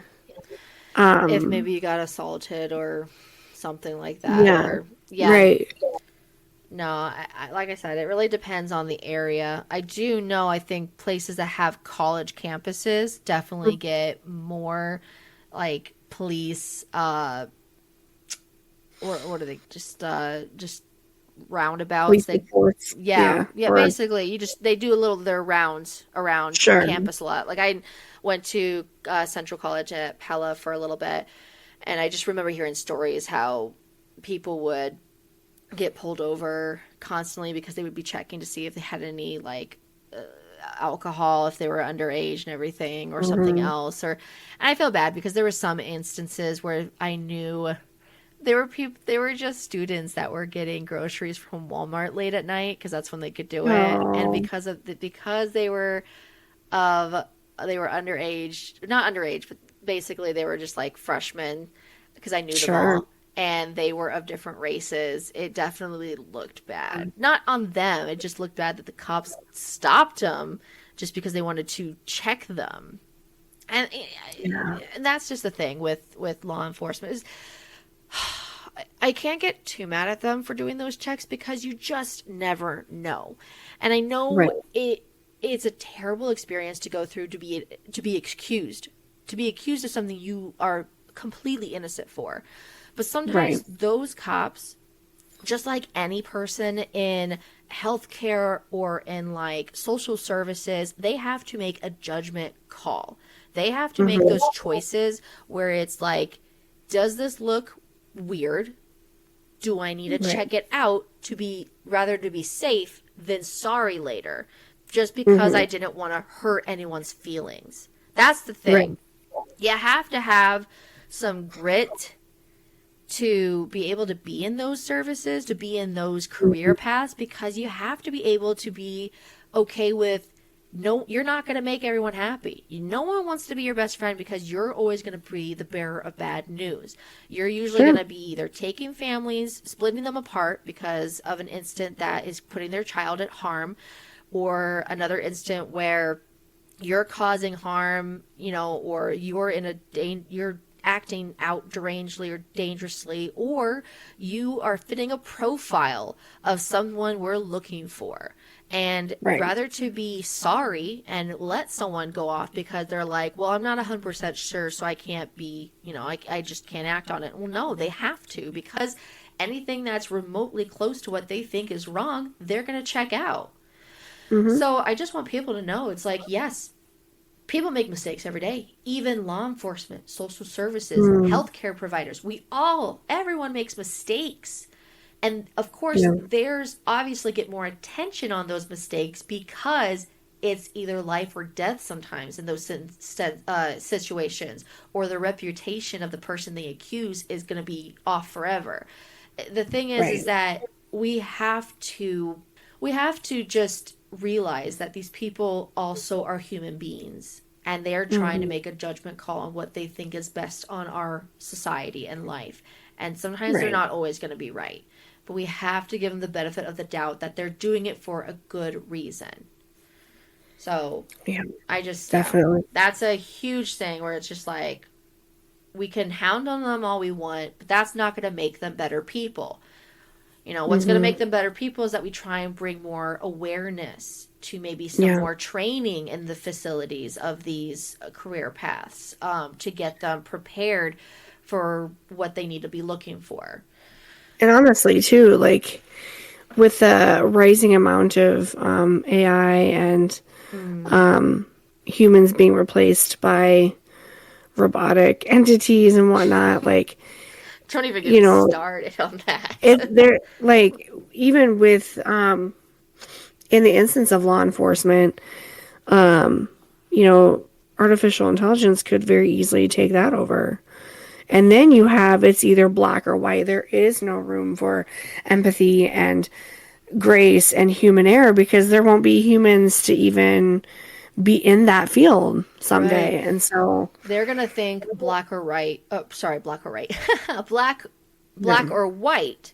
They're literally their deficiency of what is right and wrong is gonna be black and white. There's not gonna be any yeah, gray instances where it's gonna be like, okay, in this situation, it is not wrong, even though in another right, situation is wrong, because every situation we go through, every event that leads up to these cases happen differently for different reasons.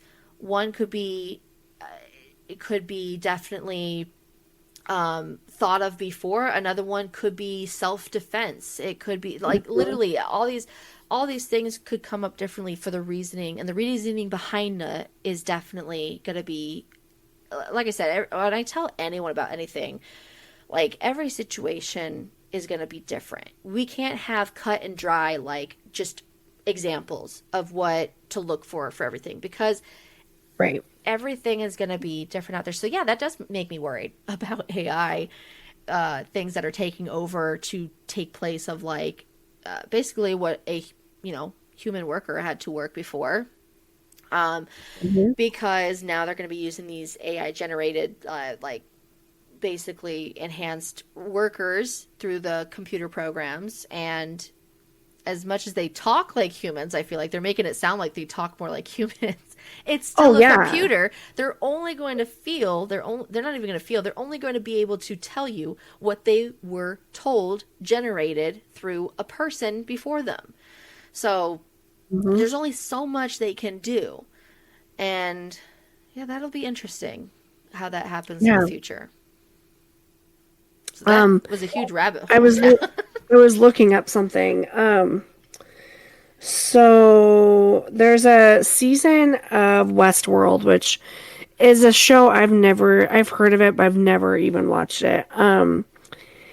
It's at the beginning of episode 6 in season 4, where I'm on Reddit right now because somebody asked what this scene was. It's called r/tip of my tongue. Like they're like, oh, I know what that is. I can't think of it. All these subreddits are so creative. I know. So basically these people, they get this feeling like they know that something's coming. It says this little girl looks at this guy that says, shh, you have to stop moving. They're like all hustling and bustling in a place that looks like Central Park. And this girl like senses that something's coming. She's like, shh, you can't move. You have to hold perfectly still. And it says, and this person that's like talking about it says, many people stand perfectly still in the park. There's a couple, a lady by herself and a man with a dog over the crest, and down the stairs, a white alien-looking monster, or like a droid, walks around checking people. So this is a faceless, eyeless creature that checks people for movement. So when these creatures are out walking around observing, like I said, I've never seen the show or the episode, so I can't reference the context of why this is happening or who, like, what is, and maybe that's what Westworld is about. I don't know. But I've seen TikTok videos of this clip, just this clip alone. And that's what made me think of it. So if you make a noise, if you make a sound, or like a movement, even just blinking, you basically, they like kill you, shoot and kill you. Vaporize like boom, right over. And it's like, oh my word. But it's just like that. We've talked about it enough times. I think we talked it from from Friday, or I guess maybe it wasn't. Maybe you weren't. Maybe you were there. I don't know. We basically were saying how they've made movies about Jurassic World, bringing dinosaurs back to life, and how did that work to them? It never worked well for them. But they keep doing it. They keep making movies of making more dinosaurs, even though the first one proved right away that it was not going to work. But they kept making the movies. And now all I keep thinking is because I keep hearing people saying, well, if they ever made a real life Jurassic World, I'd still go to it. That would, nope. I would keep everyone away from it. My whole family loves dinosaurs. And they're like, well, we'd probably go to it. I'm like, nope, I would lock you up somewhere, keep you tied up so you could never go to it. Here's the thing. I'm a firm believer. And so I think the same thing about I think the same thing about robots too, because we've already had plenty of robots about how they take over things, or computer generated like mind thinking robots. And yes, I think the same thing. And I didn't really start thinking this way until about 2020, when you start to like question a lot of things, you start like waking up to a lot of things, like things just don't seem right. You start questioning the reality that you live in. And that's one of the things,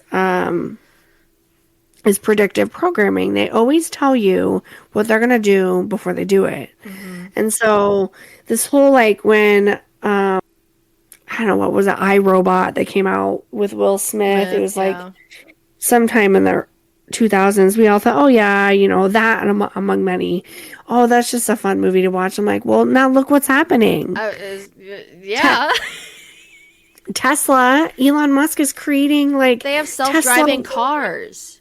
Yeah, self-driving cars. Tesla is creating robotic like helpers that can help you in your house that are like humanoid in nature. It's just like Yeah. it's they're gonna tell you they're prepping you so you could become so desensitized. Hashtag conspiracy theory, not because they want you to become so I was gonna say desensitized. this is going to lead into conspiracy theories with us Yeah. with one of these episodes sometime. So yeah, get ready for that, people, because we're going to go over conspiracy theories, and this is probably a huge talk of one of them because I know many of you have thought of it with the enhancement in technology these days.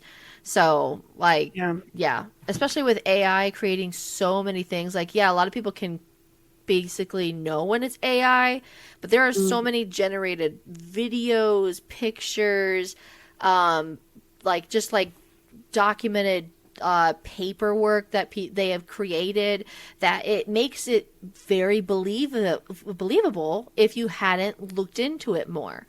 And that's just the tip of it. So they're going to get into it more. And I feel like all they're going to do is they want to enhance it even more and even make it better than before. So that way, I don't know what their end goal is to that. Do we want to make it so they can take over our work? Or is Yes. it like, Yeah, control. Control because then and what's it going to be for us for when we can't have work because computers are just taking over and doing the work for us? I know a lot of because places that you just talk to a machine anymore. yeah, as soon as you figure out who is in control of everything that we do, we know that God is on the throne. I'm not talking about that, but like as soon as you Yeah. realize who is in control of this world, the more you start to realize that that's what they want. They meaning, and I have to watch what I say here because this is gonna be published and like, you know, the preference that like I've always heard in videos where they're talking about things like this. Things preface like, I am completely sane mentally and emotionally. I have no intention of harming myself in any way. Like they preface that because they're like, yeah, people usually that like talk about these things end up going away. Going away. Yeah, I mean, you will say So some people that actually maybe catch on to things and I mean, that's like always been like even you can always in movies or books and all that, there's always like that person who knew too much. And what happened to them? We never saw them again. And so, yeah, I mean, there's all those scary things. Like, I'm not saying hopefully that never happens to us because we're not, we're literally talking all this stuff out of our butt. We don't. Yeah. This is We all don't for have, entertainment this purposes is only. all entertainment. We have no factual proof of anything. Like I said, this is like more of conspiracy talk we're talking in now. So we're literally just throwing things out there. So we'll have like I want to look up some fun conspiracy ones, like ones that are like literally Some meaningless, lighthearted ones. but definitely they laugh because people probably have thought about it many times. So eventually we'll definitely get into that. So those are the stories I have for today. What did you think? I liked it. I like this part of, you know, Reddit and getting into Monsters in the modern day, just scary men, just talking about the reality of like our scary world people. is so much darker than it seems, but yet there's also light at the end of the darkness. Like mostly, I want to say like 95% of the time. Yeah, no, the world is a very dark place, and that is why this is only going to be stories for around spooky season, because the rest of the time I'd like to make it come out to be more comical, a little bit more Yes. dive deep into like if we're actually being asked like, oh, how are we going to help these people kind of situation. Like that's kind of how I want to go towards. I just want to expose these crazy stories out there to people thinking like, does this really actually happen in real life? Yeah, these things actually do happen in real life. Like these creepy stories here that you only hear like in stories and books or in movies actually happened in real life. And same thing goes for the rest of the Reddit stories. Well, I'm hoping. Sometimes with AI, you never know anymore. People blame AI on everything. Double and But triple check sources. but I'm giving a good, because a lot of stories out there have been something similar to something that's happened before. So honestly, I'm just going to always believe that it is true, unless there are ones I really hope aren't true for a good reason. But yeah, no. So that is the end of spooky season for us, guys. I hope you liked it. If you have any things that you would like to kind of go out for next year's spooky season episodes, you know what my email is, the Reddit Randos at gmail.com. You can also click the link at the bottom of whatever platform you guys are listening to click on, and you can directly message me through there. Otherwise, I hope you guys are liking and rating and subscribing to listen to more random stories that we're going to be telling from now on every week. So we're going to go into now we're getting into the holidays, so we're going to have some good holiday stories coming up. Holiday drama. Yeah, oh yeah. I know there's already going to be a bunch, so we'll have like a little bit of a nice break in between from Halloween and November with Thanksgiving, but Thanksgiving's a time when families and friends come together, and sometimes those families haven't seen each other for a while because there's drama. So, and we get to read all about it. Thank goodness that doesn't happen with mine. Well, maybe. Oh, There's a little bit girl, of drama. There's already a little bit of drama this year, so. if someone doesn't have dysfunction in their family, I would love to know how How does it go for you you? do it. Yeah, Right? I mean, you kind of want to always be like, oh, there's never drama. But if you really think about it, there's actually a little bit of drama. So I think in the beginning, before I started doing this, I was like, oh, it was terrible. Like, I hated all of it. But now I'm just like, you know what? I'm just going to let it roll and soak it all in, because that'll be my little story to tell someday. So Absolutely. I've been like taking it just like, oh, it is what it is, because I'm just going to enjoy saying it later how crazy the family was. And now we're all over it, hopefully. Yep. So, okay, guys, if you have any other stories of your own, am I the a-hole, true off my chest, anything you want to read, post out there, or like be known and heard by us, you can definitely send those to us. But other than that, I do hope you guys have a wonderful spooky season, and we'll catch up later with you. Bye! Bye-bye.